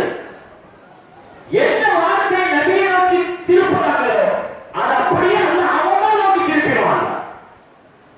அல்ல தப்பு யார் நாசமாகணும், ஏன் ஹபீபா, ஏன் நேசரா, தப்பு தீரா அப்படின்னா என் ஹபீபை பார்த்து கை நீட்டின உன் கை நாசமாகும், உன் தப்ப நீ நாசமாகுவ, உன் பொருள் நாசமாகும், உன் குடும்பம் நாசமாகும். அல்லாஹ் அப்படியே ஆரம்பிச்சு குடும்பத்தை பூரா அல்லாஹ் செஞ்சுட்டான். ஒருத்தரும் நல்ல சாவுக்கு போக மாட்டேன்டாங்க. அவன் எப்படி செத்தான் தெரியுமா, அபூ லஹப் ஏன்னா தன்னுடைய ஹபீபை கை நீட்டினா பாருங்க, அல்லாஹ் அவ்வளவு கோபப்படுவான். ஸல்லல்லாஹு அலைஹி வஸல்லத்துடைய விஷயத்துல நம்ம மரியாதையுடைய விஷயத்துல ரொம்ப கவனமா நடக்கணும். பெருமாள் ரவுலாவுக்கு போறோம், மதீனாவுக்கு போறோம், மஸ்ஜித் நபவிக்கு போறோம். ஸல்லல்லாஹு அலைஹி வஸல்லம் அந்த சபையில அந்த இடத்துல அப்படியே அங்க உட்கார்ந்து செல்ஃபி எடுக்கிறது, அங்க உட்கார்ந்து அவமரியாதை இதெல்லாம் ரொம்ப ரொம்ப கவனமா இருக்கணும். அல்லாஹ் குர்ஆன்ல சொல்றான், என் நபிக்கு அவமரியாதை செஞ்சுட்டு நீ மதீனா விட்டு வெளியே போனா தகப்பத்த அமாலுக்கும் உன் வாழ்நாள்ல நீ செஞ்ச எல்லா அமலையும் அழிச்சுட்டு அனுப்பிடுவாங்க. ரெண்டு விஷயத்துக்கு தான் அல்லாஹ் அப்படியே சொல்றான், நீ ஷிர்க் வச்சா லயஹ்பத்தன அமலுக்கு உன் அமலை போற அழிச்சிருவாங்க. என் ஹபீபுக்கு அவமரியாதை செஞ்சா உன் அமலை போற அழிச்சிருவாங்க. நீ 10 ஹஜ் செஞ்சுட்டு போ, நீ 20 ஹஜ் செஞ்சுக்கோ, 50 ஹஜ் செஞ்சு உம்ரா செஞ்சுக்கோ, என்ன வேணாலும் செஞ்சுக்கோ. ஏன் ஹபீப் கண்ணிய குறைவா நீ வந்து நடந்துட்டு போனா நீ எனக்கு தேவையில்லை, உன் ஹஜ் தேவையில்லை, உன் உம்ராவும் தேவையில்லை. ஸல்லல்லாஹு அலைஹி வஸல்லம் மேல கை வச்சா, நாக்க நீட்டுனா, கையை நீட்டுனா அல்லாஹ் யாரையும் அல்லாஹ் விட மாட்டான். அபூ லஹப் அவன் செத்து போனதுக்கு அவன் பக்கத்திலேயே ஜனாசாவை எடுக்க போகலங்க. என்ன செஞ்சாங்க தெரியுமா, வரலாற்றுல மக்காவாசிகள் பக்கத்துல போனா நோய் தொத்திக்கணும், அப்படி நாத்தம் நோயில கிடந்தி அப்படியே உடம்பெல்லாம் அழுகி போய் தூரத்துல இருந்து கல்ல வச்சு அடிச்சு அடிச்சு அந்த ஜனாசாவை கொண்டு போய் வெளியே போனாங்க. அல்லாஹ் நாசமாக சொல்லியிருக்கிறான், சும்மா நாசமாக அல்லாஹ்வே நீ நாசமா போயிட்டான், உன் கை நாசமா போயிட்டான். கல்லால அடிச்சு அடிச்சு தான் அவன் உடல தூக்கி போனான், அடிச்சு அடிச்சு தள்ளிட்டு போனான், தூரத்துல கையை கட்டி எடுத்துட்டு போனான், பக்கத்திலே வரல. முஹம்மது நீ ஏற்றுக்காம இருந்துட்டு போ, ஆனா பேசாம இருந்துக்கணும். என் ஹபீபை ஏற்றுக்காட்ட கூட பிரச்சனை இல்லை, எத்தனையோ பேர் ஏற்றுக்கல, பேசாம கேட்டு போயிட்டானா இல்லையா. என் ஹபீபுகள் போய் பேசுற ஒருத்தன் சொன்னா, என்ன ஸல்லல்லாஹு அலைஹி வஸல்லத்துக்கு எப்படி எல்லாம் மன வருத்தங்களை உண்டாக்கணுமோ, கஷ்டங்களை கொடுக்கணுமோ எல்லாத்தையும் செஞ்சுட்டாங்க. அன்வால் தஅதீப் அதுக்கு பேர். ஒரு ஆளுக்கு இப்படி அப்படி அல்ல, எப்படி எல்லாம் கஷ்டம் கொடுக்க முடியுமோ எல்லா கஷ்டத்தையும் கொடுத்தாங்க. பிள்ளை இறந்து போச்சு, ஆம்பளை பிள்ளை. அடுத்தடுத்து 3 பிள்ளைகள் இறந்து போச்சு. ஒரு தந்தை எவ்வளவு வருத்தத்தில் இருப்பாரு. 3 ஆம்பளை பிள்ளை, அடுத்தடுத்து சின்ன சின்ன பிள்ளைகள் இறந்து போச்சு. பிறந்த உடனே ஒரு பிள்ளை, வயசுல 2-3 வயசுல இப்படிதான் இறந்து போச்சு பிள்ளை. ஒருத்தன் சொன்னாங்க, அவன் பேரு ஆசுங்கிற ஒருத்தன்.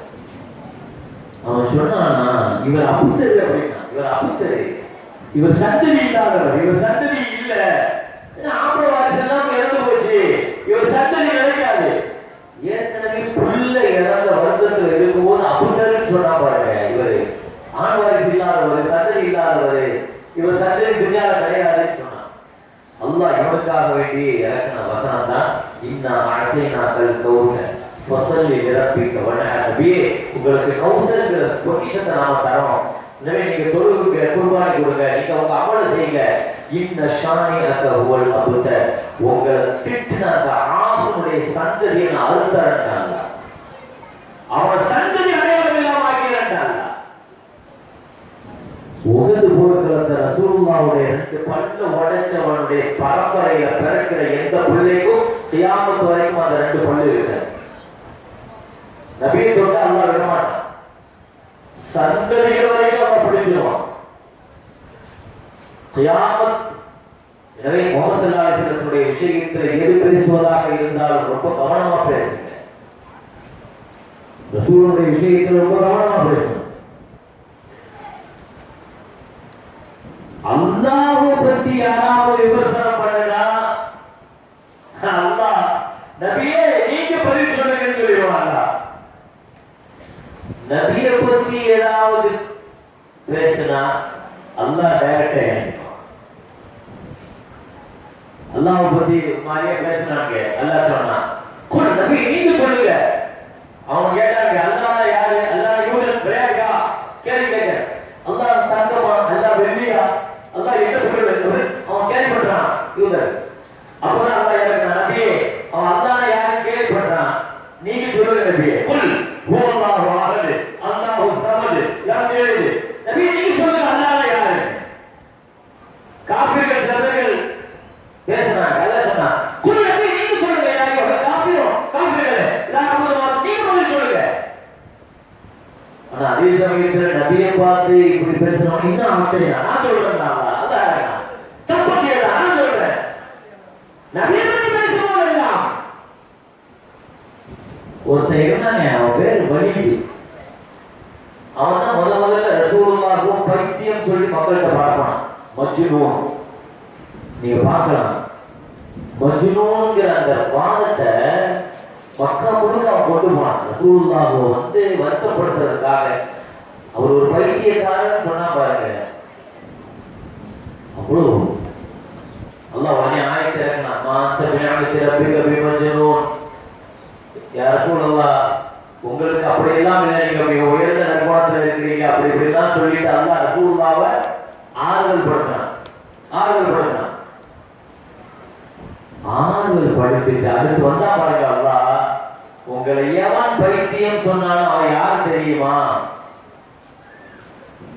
ولا تطع كل حلاف مهين هماز مشاء بنميم مناع معتد اثيم عتل زنيم. 10 கேவலமான பட்டத்தை அல்லாஹ் சொன்னான். அவன் பேர் அல்லாஹ் திட்டாங்க. அல்லாஹ் இப்படி திட்டி குர்ஆன்ல எங்கேயுமே பார்க்க முடியாது. ஒருத்தன் அல்லாஹ் இப்படி திட்டி இருக்கான்னா இந்த வழியில இருக்கிறவன தான் அல்லாஹ் திட்டினான். அப்படி திட்டினான் அவன்.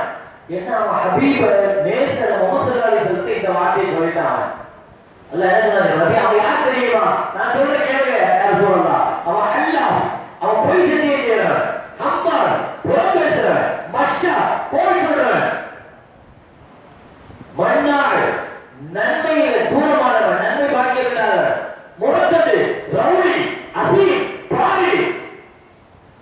கடைசியா 10வது ஒரு வார்த்தையை சொன்னா பாருங்க, ஜனி. அவன் விபச்சாரத்தில் பிறந்தவன். ஆனா ஊர்ல அவன் பெரிய மனுஷனா நடமாடிட்டு இருக்கான். அவன் வழியில ஊர்ல பெரிய தலைவர் ஒருத்தன் வரிசையா சொல்லிட்டு இருந்து சனி மட்டும் அல்லாட்டா. இந்த ஆயத்தை ஓதை காமிச்சு மக்கள் பூரா தீயா பறக்கு. அவன் வாழை எடுத்தான். வாழை எடுத்த ரசூலுல்லாஹ் எடுத்தான வரணும், செல்லா எடுத்துட்டு வரணும், நபிசல்லா எடுத்துட்டு வரல. நேரா அப்பாடுவான். வச்சு சொன்னானா முகமது இதுவரைக்கும் பொய் சொன்னது கிடையாது. அவன் சொல்லலாம் பாருங்க, இதுவரைக்கும் அவர் பொய் சொன்னது கிடையாது. ஆனா என்னை பத்தி இந்த வார்த்தை சொல்லியிருக்க, அல்லாஹு அம்மாசு மஷா நபி மன்னா மூத்தத் அசீம், இது எல்லாமே எங்கிட்ட இருக்கிற எனக்கு தெரியும் இருக்கு. ஆனா 10ஆவதா உன்னை சொல்லியிருக்கிறாரு விபச்சாரத்துல வருது, அதை நீ தான் சரியா சொல்லணும், அது உனக்கு தான் தெரியும் அப்படின்னு சொல்லி கருத்துல வாங்க வச்சுனா அந்த அம்மா அப்பதான் அவுத்து விட்டுச்சு. சொல்லுச்சு, இந்த மாதிரி ஆமாடா, ஒரு ஆடு மேய்க்கிற ஒருத்தனோட எனக்கு ஒரு கள்ள தொடர்பு ஏற்பட்டு அதுலதான் உன்னை பெத்து எடுத்துன்னு சொல்லிடுச்சு. இதுவரையும் அல்லாஹ் காட்டலையே உன்ன, இதுவரைக்கும் அல்லாஹ் உன்னை கண்ணியமான வாழ வச்சிருந்தான், இதுவரைக்கும் எல்லாம் மறைச்சு வச்சிருந்தானே. எங்க நபி மேல நீ கை வச்சா அல்லாஹ் வர மாட்டான். எங்க ஹபீப் மேல கை வச்சா யாராக இருந்தாலும், முஹம்மது ரசூலுல்லாஹி ஸல்லல்லாஹு அலைஹி வஸல்லம். எனவே இந்த தாவா குடும்பத்தார்களுக்கு, நெருங்கிய குடும்பத்தார்களுக்கு வீட்டில் வச்சு உணவு கொடுத்து பின்னால் சஃபா மலையில ஏறி போய் பேசுறாங்க. ஜபல் அபீ குபைஸ்ல ஏறி அடலடு மேல ஏறி பேசுறாங்க. ஸல்லல்லாஹு அலைஹி வஸல்லம் ஊர் மக்கள் எல்லாம் கூப்பிட்டு அடுத்த தரம் இப்படி அவங்க கேட்ட வார்த்தை இதுதான். உச்சகட்டமா சில பேர் இப்படி கேட்டாங்க, இவனை விடுங்க அவ்வளவு விடுங்க. உச்சகட்டமா அவங்க கேட்டது, இதுவரைக்கும் நீங்க எங்களோடு தான் வாழ்ந்துருக்கிறீங்க, எங்களோடு தான் எல்லாமே செஞ்சீங்க, எங்க கண்டா நம்ம எல்லாம் ஒன்னா பழகி இருக்கோம், பேசி இருக்கிறோம், இது திடீர்னு வந்து நபின்னு சொன்னா நாங்க எப்படி ஏத்துக்கிறதுன்னு கேட்டாங்க. தலீலுக்க என்ன ஆதாரம் இருக்குது, என்ன வச்சிருக்கிறீங்க நீங்க நபிங்கிறதுக்கு? ஸல்லல்லாஹு அலைஹி வஸல்லம் சொன்னாங்களா, உங்களோடு இருந்ததாக எந்த 40 வருஷத்தை சொல்றீங்களோ அந்த 40 வருஷம் தான் ஆதாரம். நான் இதுவரைக்கும் இந்த 40 வருஷம் ஒரு சின்ன தப்பு செஞ்சேங்கிறத நீங்க சொல்லுங்க, நான் நபித்துவத்தை வாபஸ் வாங்குறேன். மக்காவுடைய மக்கள் தொகை அத்தனை பேரும் நான் முஸ்லிம், ஒரு முஸ்லிம் இல்ல, நான் முஸ்லிம் பக்கத்துல வச்சு மொத்தமா வச்சு சொல்றாங்க, நான் நம்பிக்கை மோசடி செஞ்சேன், பொய் சொன்னேன், வியாபார துரோகம் பண்ணேன், அவருக்கு அநியாயம் பண்ணேன், இவருக்கு பண்ணேன், ஒரு சின்ன குறைகளை சொல்லுங்க. இப்படி சொல்வதற்கு உலகத்தில் எந்த தலைவருக்காவது துணிவு இருக்கிறதா? நான் தன் சமூகத்துல வந்து நான் ஒரு தப்பு செஞ்சேன்னு சொல்ல பார்க்கும். பொது வாழ்க்கைக்கு வருகிற பொழுது என் தனி வாழ்க்கை சுத்தம் என்று சொன்னார்கள். ஹஜ்ஜில வச்சு என் பொது வாழ்க்கையும் சுத்தம் என்று தன்னுடைய 1.25 லட்சம் சஹாபிகள்கிட்ட சாட்சிப்படுத்தினார். நபித்துவத்துக்கு வரும்போது 1 லட்சம் நான் முஸ்லிம் சாட்சி, நபித்துவம் முடிகிற பொழுது 1.25 லட்சம் முஸ்லிம் சமுதாயம் சாட்சி. வல்லஹு ரிசாலா அதைத்தல் அமானா.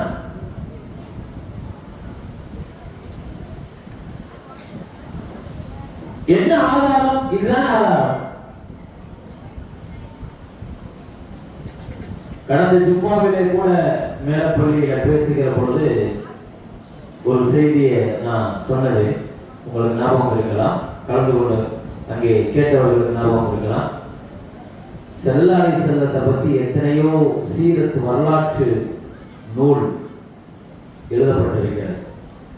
அப்படி ஒரு வரலாற்று நூல் உங்களுக்கு வாய்ப்பு கிடைச்சா அந்த நூலை நீங்க பார்க்கணும், படிக்கணும். அது ஒரு மோஜிசா. அந்த நூல் ஹாதியே ஆலம் அப்படின்னு ஒரு நூல். ஹாதியே ஆலம், உலகத்து வழிகாட்டி அப்படின்னு அர்த்தம். இந்த நூலுடைய பேர் என்ன? உலகத்திற்கு வழிகாட்டி ஒரு நூல் எழுதியிருக்கிறார் வலியுல்லா. அதனுடைய ஆத்தர் நேம் வந்து வலியுல்லா. அந்த முஸ்லிம் ஆசிரியருடைய பெயர் வந்து வலியுல்லா. இது வந்து உருது நூல். உருது மொழியில ஸல்லல்லாஹு அலைஹி வஸல்லத்துடைய வாழ்க்கை வரலாறு 500 பக்கத்துக்கு எழுதியிருக்கிறார். அந்த நூல் அற்புதம் என்ன கேட்கிறீங்களா? அந்த நூலுடைய தனித்தன்மை என்ன கேட்கிறீங்களா? அந்த நூல் முழுக்க நீங்க படிச்சு பார்த்தா அதுல புள்ளி வச்சு எழுத்து இருக்காது. உருதுல அரபியில புள்ளி வச்சு எழுத்து இருக்கு பாருங்க. பா, தா, சா, ஜீம், ஹா, ஜால், ஜா, ஷீன், லாத், லா, கைன், ஃபா, காஃப், நூன், யா. புள்ளி உள்ள எழுத்து தான் அதிகம். ஒரு 28 எழுத்து இருக்குதுன்னா புள்ளி உள்ள புள்ளி இல்லாத எழுத்து ஒரு 10 தான் இருக்கும், ஒரு 11 தான் இருக்கும். புள்ளி உள்ள எழுத்துக்கு அதிகமா இருக்கும். ஒரு புள்ளி உள்ள எழுத்தை பூரா அவாய்ட் பண்ணிட்டு புள்ளியே இல்லாத ஒரு 10 எழுத்தை வச்சுக்கிட்டு ஒரு நூலை எழுதியிருக்கிறாருங்க. ஒரு வரி எழுதுனா பரவாயில்லை, ஒரு கவிதை எழுதுனா பரவாயில்லை, ஒரு பக்கம் எழுதி இருந்தா பரவாயில்லை, 500 பக்கத்துக்கு எழுதி வச்சுட்டு அவர் என்ன சொல்றாருன்னா, இது என் திறமை எல்லாம் ஒண்ணும் கிடையாது, ஸல்லல்லாஹு அலைஹி வஸல்லத்தினுடைய லட்சக்கணக்கான முஅஜிஸாக்கள் இது ஒரு முஅஜிஸா, இது நபிக்கு மட்டும்தான் சாத்தியம் அப்படின்னு சொல்லிட்டு, நான் ஏன் இந்த முயற்சி எடுத்தேன் தெரியுமா, ஏன் இப்படி எழுத தெரியுமா அப்படின்னு ஒரு காரணத்தை அவர் சொல்றாரு. ஏன்னா வாழ்நாள் முழுக்க ஒரு புள்ளி கூட கரை கூட இல்லாமல் வாழ்ந்த அந்த நபியினுடைய வரலாற்றை எழுதுவதற்கு எதற்கு புள்ளி உள்ள எழுத்துக்கள்? என் நூல் முழுக்க சொல்லட்டும் அந்த நபி கரை இல்லாமல் வாழ்ந்தார் என்று, ஒரு சின்ன குறை இல்லாமல் வாழ்ந்தார் என்று. கேட்டாங்க, சொல்லுங்கிறாங்க. ஏதாவது ஒரு மக்கள்கிட்ட போய் நான் ஏதாவது தப்பு செஞ்சிருக்கிறேன்னா கேட்ட பிரச்சனை இல்லை, சொந்த மக்கள்கிட்ட கேட்கிற தைரியம் துணிச்சல் வேணுமே. சொல்லுங்க, நான் தப்பு செஞ்சேன்னு சொல்லுங்க, பொய் சொல்ல சொல்லுங்க. மற்ற விஷயத்திலே நான் பொய் சொல்லலாம், அல்லாஹ் விஷயத்துல எப்படி பொய் சொல்லுவேன்? இதுதான் சலாஹ் கேட்டேன். மற்ற விஷயத்திலே பொய் சொல்லலையே, அல்லாஹ் விஷயத்துல நான் எப்படி பொய் சொல்லுவேன்? பதில் இல்லை அவங்கள்ட்ட, ஏத்துக்கல, அதுவே விஷயம்.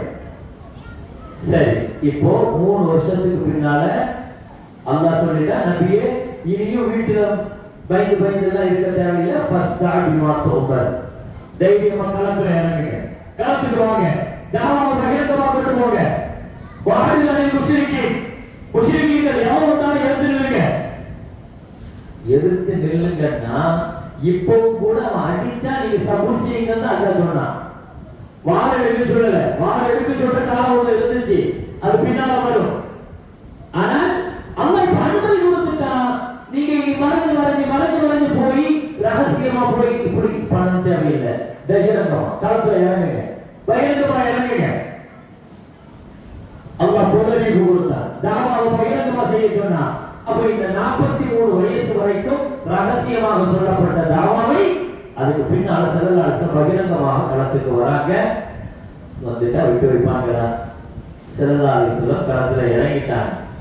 ஈமான் கொண்டது யாரு?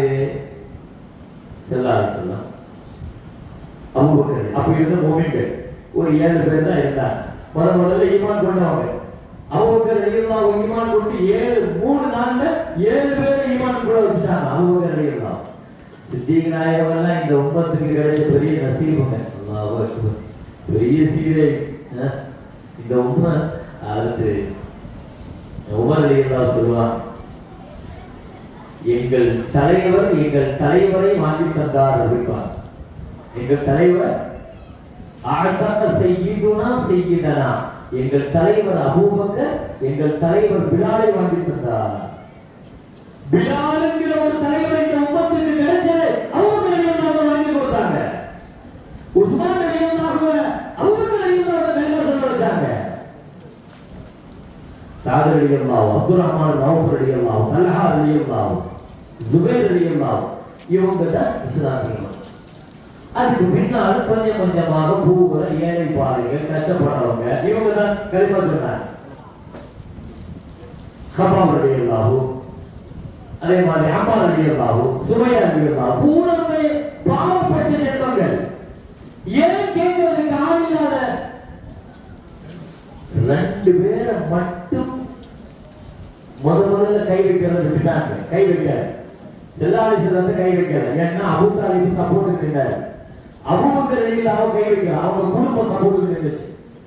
அபூபக்கர் ரலியல்லாஹு ரசூலுல்லாஹை தவிர மற்ற அத்தனை பேரையும் போட்டு வந்தாங்க. படுத்துன கஷ்டங்களை எல்லாம் அல்லாஹ் அக்பர் சொல்லி மாளார் பெருமக்களே. கபாப் ரலியல்லாஹு சொல்லுவாங்க, படுக்க போட்டு நெருப்பு கொண்டு முதுகுல வைப்பாங்க, நெருப்பு முதுகுல வைப்பாங்க. சுமையா ரலியல்லாஹு ஒரு பெண்ணை கூட பார்க்காம அம்மா, ஒரு யாசர் குடும்பம் சொல்லுவாங்க. யாசர் குடும்பம் தான் இந்த தீனுக்கு முதல்ல தியாகம் செஞ்ச குடும்பம். அந்த சமயத்துல இதெல்லாம் கஷ்டப்படுறவங்க, லோசாக்கள், ஏழைகள். சண்டாளன் அபூஜையில் என்ன செஞ்சான் தெரியுமா? அந்த அம்மாவை வயசான அம்மான்னு கூட பார்க்காம, அன்னைக்கு 2 வயசான அம்மா இஸ்லாத்தை ஒன்று சனீஜா அம்மான்னு ஒன்று, அதுக்கு அடுத்து சுமையா அம்மா, சுமையா அடிக்கலாம். அவங்கள 2 ஒட்டகத்துல காலை கட்டி இதயத்திலையும் மர்மஸ்தலத்திலையும் அம்பு. இந்த தீனுக்காக முதல்ல உயிர் கொடுத்த அந்த தாய் அப்பொழுது ஷஹீதுல் இஸ்லாம். கியாமத் வரைக்கும் எத்தனையோ பேர்கள் இந்த தீனுக்காக ஷஹீதாகி கொண்டிருக்கிறார்கள். அதை முதல்ல துவக்கி வச்சது இந்த சுமையா அம்மா. ஷஹாதத்து மரணம் அது, பெரும்பாக்கியமான மரணம் அது.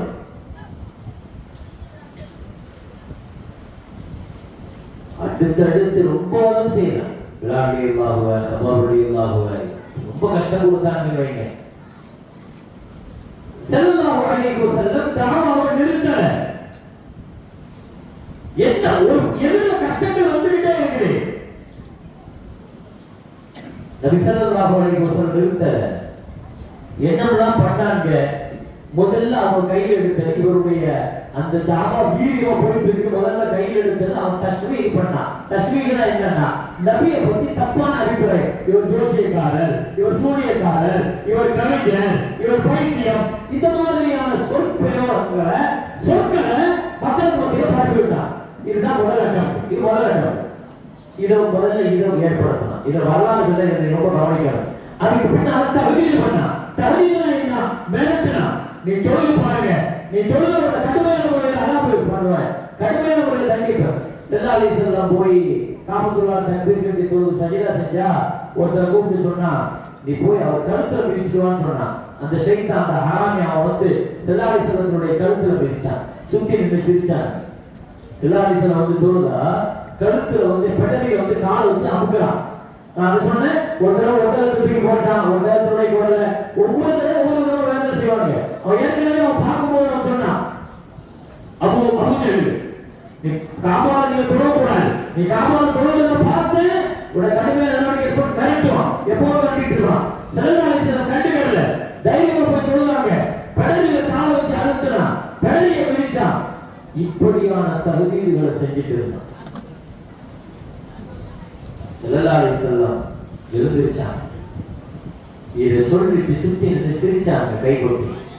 ஸல்லல்லாஹு அலைஹி வஸல்லம் எழுந்திருச்சு. எப்போ நபியை சுஜூதுல நபி பெடலில காலை வச்சு மிதிச்சானோ அதுக்கு பிறகு ரசூல் முடிவு பண்ணிட்டாங்க, அல்லாஹ்வுடைய ரசூல், அல்லாஹ்வுடைய ஹபீப இப்படி செய்த ஒரு சமுதாயம், ஒரு கூட்டம் இனி உயிரோடு இருப்பதற்கு தகுதி இல்லைன்னு முடிவெடுத்து ஸல்லல்லாஹு அலைஹி வஸல்லம் அப்பதான் சஜ்ஜால எழுந்திருச்சு. அல்லாஹும்ம அலைக பி குரைஷ், யா அல்லாஹ், இந்த குரைஷ் தலைவர்கள் யாரையும் விடக்கூடாது, யாரையும் விடக்கூடாது. அலைக பி அபீஜபி, அலைக அத்துபா, அலைக ஷைபா, அலைக அலி, அலைக உமையா, அலைக உக்பா. வரிசையா பேர் சொன்னாங்க. அங்க நின்ன 7 பேர் சொன்னாங்க ஸல்லல்லாஹு அலைஹி வஸல்லம். ஒருத்தனை விடல. பத்ருக்காலத்துக்கு வந்து நின்று ஸல்லல்லாஹு அலைஹி வஸல்லம் அல்லாஹ் அக்பர். பத்ருக்காலம் சஹாபிகள் பதட்டத்துல இருக்காங்க. வந்தாங்க. வந்து அபூஜஹல் இங்க செத்து கிடப்பான், உத்துபா இந்த இடத்துல செத்து கிடப்பான், ஷைபா இங்க செத்து கிடப்பான். இவங்க பூரா தலைவர்கள். பாய் பண்ணாங்க. யாரும் தப்ப முடியாது. நபி அல்லாஹ்வுடைய ஹபீப் கழுத்துல பெடலில கால வச்சுட்டா இனி நீ முடிஞ்சிருச்சு வாழ்க்கை. எவனை நீ பிழைக்க மாட்டேன். அதுக்கு காரணமா காலம் வச்சவன் மட்டும் இல்ல, காரணமா இருந்தா கூட பிழைக்க முடியாது. விரட்டுனாங்க. அதுக்கடுத்து தாதி வேதனை பண்ணாங்க, கஷ்டம் கொடுத்தாங்க. யாருக்கு கஷ்டம்? ஏழை பாறைகளுக்கு, ஈமான் கொண்டவர்களுக்கு. இது 3வது. 4வது தருணி ஆசை காட்டினாங்க. என்ன ஆசை? கூப்பிட்டு வச்சு பேசுறாங்க. இவர் என்ன சொன்னாலும் பரிசீலிக்க மாட்டாரு, இதை நிறுத்த மாட்டாரு. இஸ்லாம் வந்துகிட்டே இருக்கு. நேற்று 5 பேர் இருந்தா இன்னைக்கு 10 பேர் ஆகுது. போன 10 பேர் இருந்தா 20 பேர் ஆயிருக்கு. இவர் நிறுத்தவே மாட்டாரு, பைக்கில இருக்குது. சரி ஒரு ஆசை வார்த்தை காட்டிப்பாங்க. என் குந்த துரிதன்மான் பணம் வேணுமா சொல்லுங்க, ஏற்பாடு செய்யணும். எவ்வளவு வேணும், எத்தனை கோடி வேணும், எவ்வளவு நாள் தரணும். சரி, பதவி வேணுமா கேளுங்க, எந்த நாடு, அரபுலகத்துக்கா, எங்க எங்க சக்திக்கு உட்பட்டு உங்களுக்கு தலைவராக பதவியை கொடுக்கணும். இல்ல பெண்ணு வேணுமா சொல்லுங்க, அரபுலகத்தினுடைய அழகிகளை உங்களுக்கு மனைவிகளாக ஆக்கி தருகிறோம். இந்த 3 தான் ஆசை காட்ட முடியும்.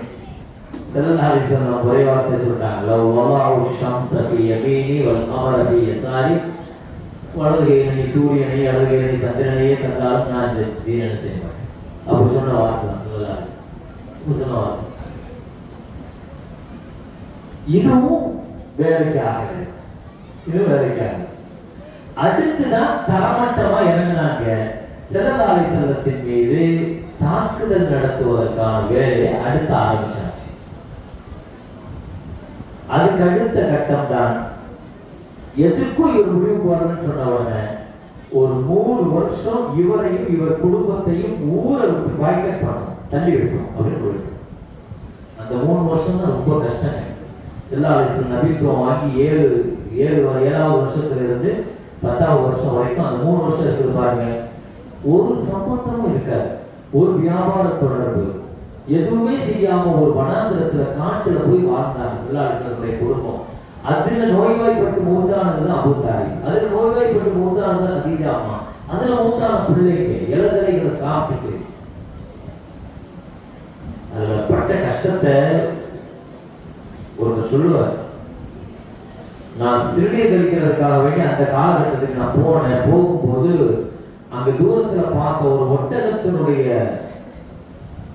எலும்பு கிடந்துச்சு, வட்டி போன. எனக்கு பசியில அதை எடுத்து அதை சுட்டு அதை சாப்பிடாக்கி சாப்பிட்டேன் பசியை போக்குறதுக்கு. அந்த காலங்களுடைய கஷ்டங்களை புரியுது. ஒரு 3 வருஷம் பொருளாதார தடை, குடும்பத்திலிருந்து பாய்கட் பண்ணி சமுதாயத்திலிருந்து பாய்கட் பண்ணா அந்த சமுதாயம் இருக்குங்க, அவங்க குடும்பம் அவங்களால என்ன முடியுமோ அந்த எக்ஸ்ட்ரீம் பூரா வந்தார்.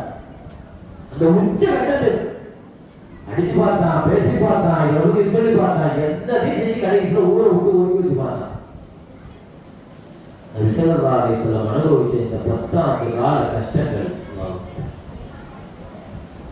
எனவே ஸல்லல்லாஹு அலைஹி வஸல்லத்திற்கு முன்னால் இந்த ஈமான தெளிவாக கொண்டு போய் சேர்க்கணுங்கிறதுல ஹஜ்ரத் ரசூலுல்லாஹி ஸல்லல்லாஹு அலைஹி வஸல்லம் ரொம்ப தெளிவாக இருந்தார்கள். எனவே அதை நோக்கிய இந்த 10 ஆண்டு கால கஷ்டங்கள், சிரமங்கள் இதையெல்லாம் தாண்டி ஸல்லல்லாஹு அலைஹி வஸல்லம் கொண்டு போய் நிறுத்தின நுபுவத்தினுடைய இந்த 10 ஆண்டுகள் அபூ தாலிபை இழந்தார்கள், கதீஜா அம்மாவை இழந்தார்கள். ஆனா தீனை இழக்க முடியாது இல்லையா? ஒவ்வொரு காலகட்டத்திலேயும் இந்த தீனுக்கு அல்லாஹ் சில ஆட்களை அல்லாஹ் தருவான். எனவே அவர்களையும் தாண்டி பயணிக்க வேண்டிய காலத்தின் கட்டாயம் இனி ஸல்லல்லாஹு அலைஹி வஸல்லம் அவங்களுடைய வாழ்க்கையில அந்த 3 வருஷம் ரொம்ப முக்கியமானது. 11 நபித்துவத்தினுடைய 11ல இருந்து அந்த மதீனாவுக்கு போற வரைக்கும் உள்ள அந்த 3 வருஷம். இந்த 3 வருஷத்தினுடைய வாழ்க்கை தான் இஸ்லாத்திற்கான எதிர்காலத்தை கொடுத்தது, இஸ்லாத்திற்கான மிகச்சிறந்த பாதுகாப்பை கொடுத்தது, மதீனாவினுடைய அரசியலை கொடுத்தது. இனி ஸல்லல்லாஹு அலைஹி வஸல்லம் இந்த 10 வருஷத்துக்கு பின்னால இனி மிஹ்ராஜ் இருக்கிறது. வரலாற்றுல முக்கியமாக இனிதான் மிஹ்ராஜ் இருக்கிறது. மிஹ்ராஜுக்கு போயிட்டு வந்த உடனே ஒரு உத்வேகம், ஒரு ரிஃப்ரெஷ் ஏற்பட்டு ஸல்லல்லாஹு அலைஹி வஸல்லம் இந்த தீனை இன்னும் உற்சாகமாக அந்த 3 வருஷம் இனி வேற ஒரு வியூல ஸல்லல்லாஹு அலைஹி வஸல்லம் இந்த மக்களை டீல் பண்ண முடிவு பண்ணிட்டாங்க.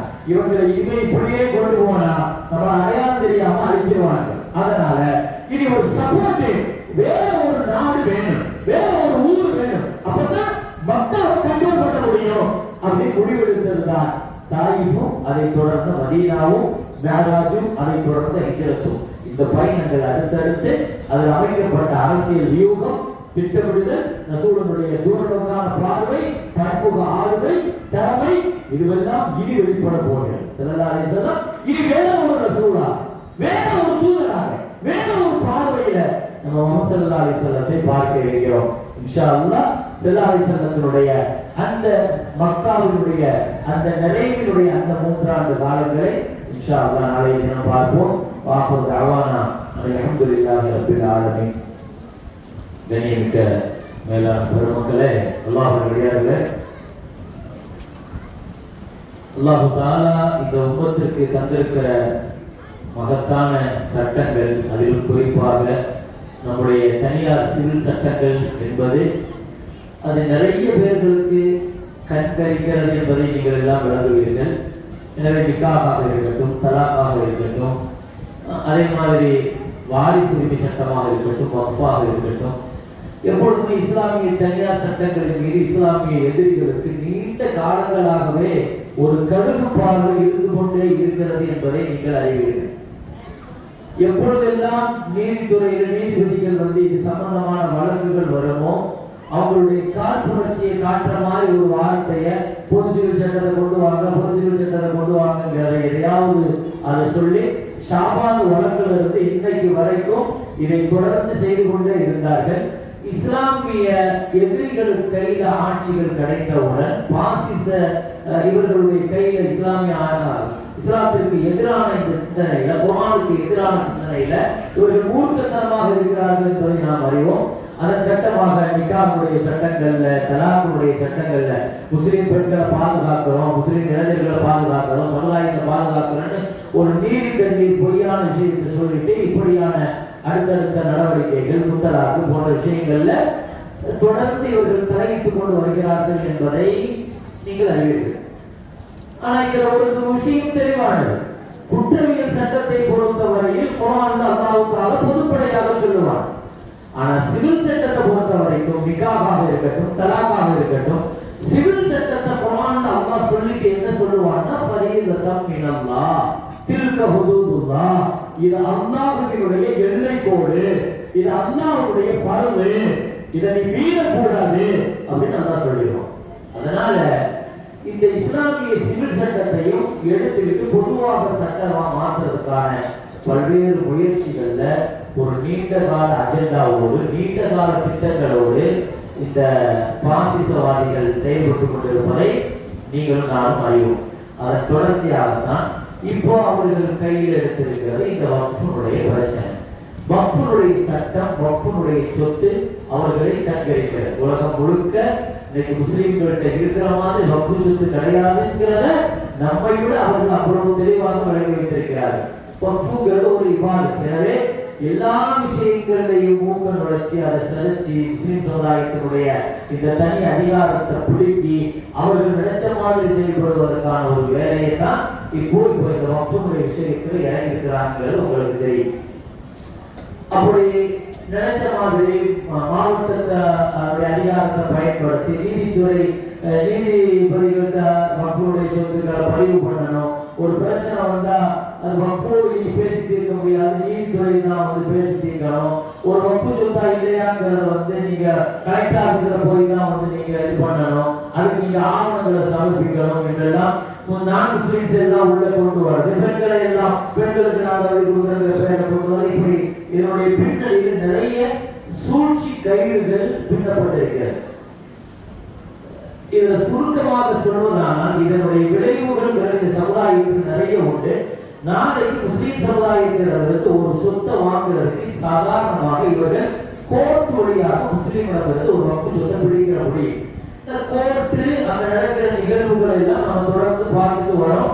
இதே கோர்ட்டின் வழியாகத்தான் முஸ்லிம் சமுதாயத்திலிருந்து பாபர் மஸ்ஜிதே பகிரங்கமாக அநியாயமாக நீங்க விட்டு தரணும் என்று சொல்லி ஒரு பஞ்சாயத்துக்கு பேர கட்ட பஞ்சாயத்து கோர்ட் நடத்தி முஸ்லிம்கிட்ட இருந்து ஒரு வக்ஃபு சொத்தை பிடுங்கி கொடுத்துச்சு. இதையெல்லாம் நம்ம பார்த்துக்கிறோம். முஸ்லிம்கள் வந்து கோர்ட் வழியாக கொண்டு போய் ஆதாரங்களை நிரூபிச்சு ஒரு சொத்தை மீட்கிறதுங்கிறதெல்லாம், அதுவும் இன்னைக்கு முஸ்லிம்கள்ட்ட இருக்கிற சொத்துக்கள் எல்லாம் டாக்குமெண்டோ ஆதாரங்கள் இதெல்லாம் என்ன அடிப்படையில் இருக்குங்கிறது நமக்கு எல்லாம் தெரியல. எனவே இவர்கள் மிகப்பெரிய நீண்ட கால சூழ்ச்சிகளோடு முஸ்லிம் சமுதாயத்திடமிருந்து வக்ஃபு சொத்துக்களை திருடுவதற்காக, அபகரிப்பதற்காக இவர்கள் கொண்டு வருகிற பில் தான் அமெண்ட்மெண்ட் தான் இந்த வக்ஃபு திருத்த சட்டத்தினுடைய அமெண்ட்மெண்ட் பில்.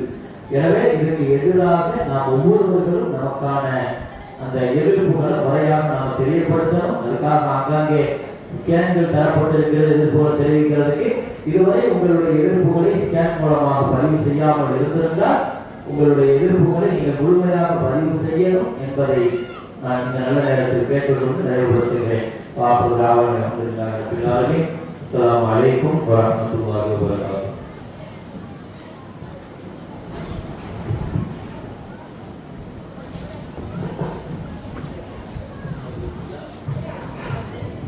அஸ்ஸலாமு அலைக்கும் வரஹ்மத்துல்லாஹி வபரகாத்துஹு. அருமை பெரியவர்களே, தாய்மார்களே, மதிப்பிற்குரிய அஜர்த்தர்கள் குறிப்பிடுவது போது நம்முடைய தமிழ் மாநில ஜமாத் உலமா சபையினுடைய மிக முக்கியமான அறிவிப்பை தான் இங்கு நாம் பதிவு செய்கின்றோம். அதாவது இந்த வக்ஃப் திருத்த சட்டக்கூடிய எதிர்ப்புகளை கருத்துக்களை நாம் தெரிவிக்க வருவது ஒவ்வொரு முஸ்லீம்களுடைய மூவினுடைய கடமையாக இருக்கின்றது. அதற்காக ஒரு கால நிர்ணயம் இருக்கிறது. எதிர்வரும் 14ஆம் தேதியோடு நிறைவுபடுகிறது. சனிக்கிழமைக்குள் நாம் ஒவ்வொருவரும் நம்முடைய கருத்துக்களை நம்முடைய எதிர்ப்புகளை இந்த அதற்கு உருவாக்கப்படக்கூடிய பாராளுமன்ற குழு, அதுக்கு ஒரு பாராளுமன்ற குழு என்ன செஞ்சிருக்காங்கன்னா கூட்டுக்குழு, அந்த பாராளுமன்ற கூட்டுக்குழுக்கு நம்ம என்ன செய்யணும், நம்முடைய எதிர்ப்புகளை உடனடியாக நம்ம தெரிவிக்கணும். மின்னஞ்சலில் தெரிவிக்கலாம். மின்னஞ்சலில் போய் நம்முடைய மக்கள் பெண்கள்லாம் தெரிவிக்க முடியாது. அது சில சங்கடங்கள் ஏற்படும். அதுக்காக தான் என்ன செஞ்சிருக்காங்கன்னா எல்லா இடங்களையும் ஒரு QR கோடை கொண்டு வந்திருக்காங்க. அந்த QR கோடை கொண்டு என்னுடைய போனை வச்சு ஸ்கேன் பண்ணாலே நம்முடைய எதிர்ப்புகளை அங்கே தெரிவித்துக் கொள்ளலாம். ஏன்னா இது மிக முக்கியமானது. இன்றைக்கு இந்தியா முழுவதும் 21 கோடி முஸ்லிம்கள் இருக்கிறாங்க. ஆனால் இன்று நாள் வரை 13 சாதிகளை பார்த்தா 1% கூட இல்லை. அதே அதாவது ஒரு புள்ளியவரம் சொல்லுது 17 லட்சம் முஸ்லிம்கள் தான் எதிர்ப்பு கருத்தை தெரிவிச்சிருக்காங்க. 21 கோடி எங்க இருக்கு, 17 லட்சம் எங்க இருக்கு. அதனால இன்னும் இருப்பது 2 நாட்கள். அந்த 2 நாட்களுக்குள் நாம் ஒவ்வொருவரும் நம்முடைய உள்ளங்களில் எண்ணங்களில் வேலைக்கு பாடம் வைத்து இந்த எதிர்ப்பை நாம் தெரிவிக்க வேண்டும். அதற்காக QR கோட் இங்க அனைத்து பணியாளர்களையும் ஏற்பாடு செய்யப்பட்டது. இப்போது இந்த மேடை தலைவரையே நம்முடைய 2 சகோதரர் அல்வானி இஸ்மி அவர்களும் சகோதரர் கட்சி சிராஜுதீன் அவர்களும் இங்கே மேடைக்கு இப்போ நிகழ்ச்சி முடிஞ்சவங்க இருப்பாங்க. அங்கேயே நீங்க போன் வச்சிருக்கீங்கன்னா உங்க போன் ஆன் பண்ணால இந்த QR கோட் ஈஸியா ஸ்கேன் பண்ணிடலாம்.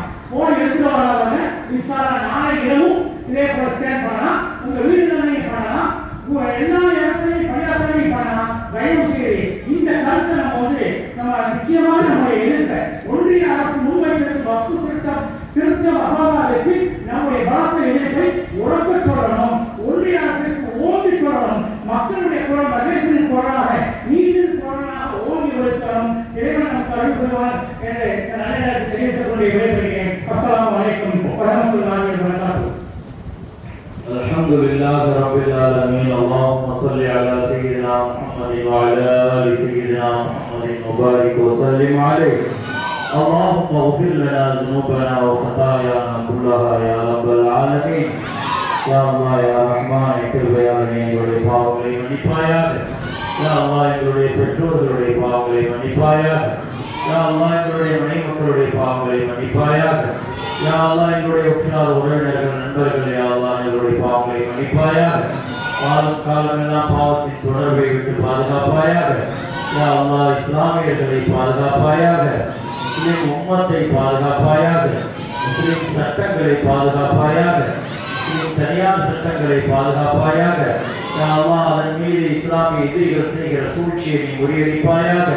யா அல்லாஹ் முஸ்லிம் சொத்துக்களை பாதுகாப்பாயாக. முஸ்லிம் வக்ஃப் சொத்துக்களை பாதுகாப்பாயாக. யா அல்லாஹ் அந்த சூழ்ச்சியிலிருந்து யா அல்லாஹ் அவர்களுக்கு எதிராக நீ சூழ்ச்சி செய்வாயாக. யா அல்லாஹ் வாழும் காலமெல்லாம் முஸ்லிம் உம்மத்தை கண்ணியமாக வாழ வைப்பாயாக, பாதுகாப்பாக வாழ வைப்பாயாக. ربنا آتنا في الدنيا حسنة وفي الآخرة حسنة وقنا عذاب النار. وصلى الله وسلم على سيدنا محمد وآله وصحبه أجمعين والحمد لله رب العالمين. صلى الله على محمد صلى الله عليه وسلم. صلى الله على محمد صلى الله عليه وسلم. صلى الله على محمد يا رب صل عليه وسلم. பெண்கள் போனதற்கு பின்னால ஆரம்பிப்போம். اللهم صل على النبي المصطفى.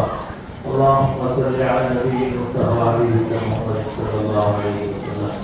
صلى الله على محمد صلى الله عليه وسلم. صلى الله على محمد صلى الله عليه وسلم. صلى الله على محمد صلى الله عليه وسلم. صلى الله على محمد صلى الله عليه وسلم. صلى الله على محمد صلى الله عليه وسلم. صلى الله على محمد صلى الله عليه وسلم. صلى صلى الله على محمد يا ربي صل عليه وسلم اللهم صل وسلم وبارك عليه. السلام عليكم.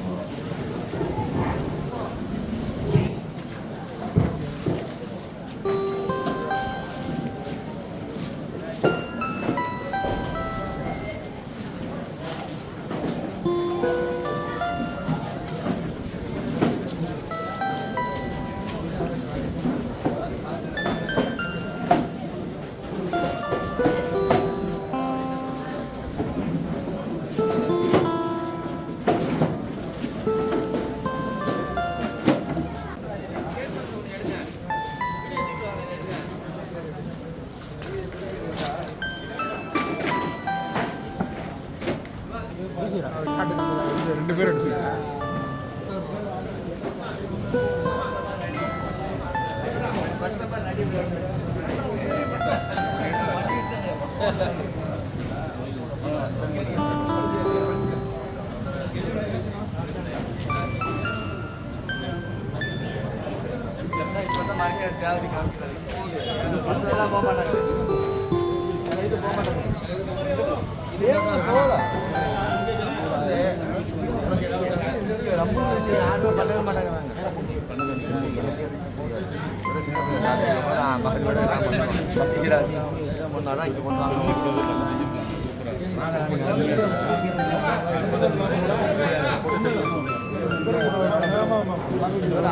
அவனுக்கே தெரியும் வேலை என்ன கேட்குறான் என்ன சட்டம் பார்த்தீங்க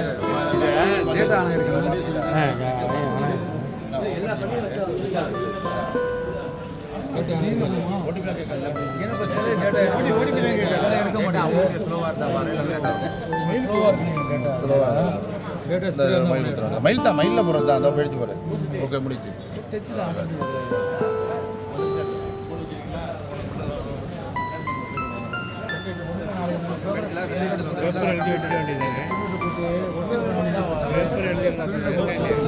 கேட்டர் போட்டு கொடுத்தாலும் போதும்.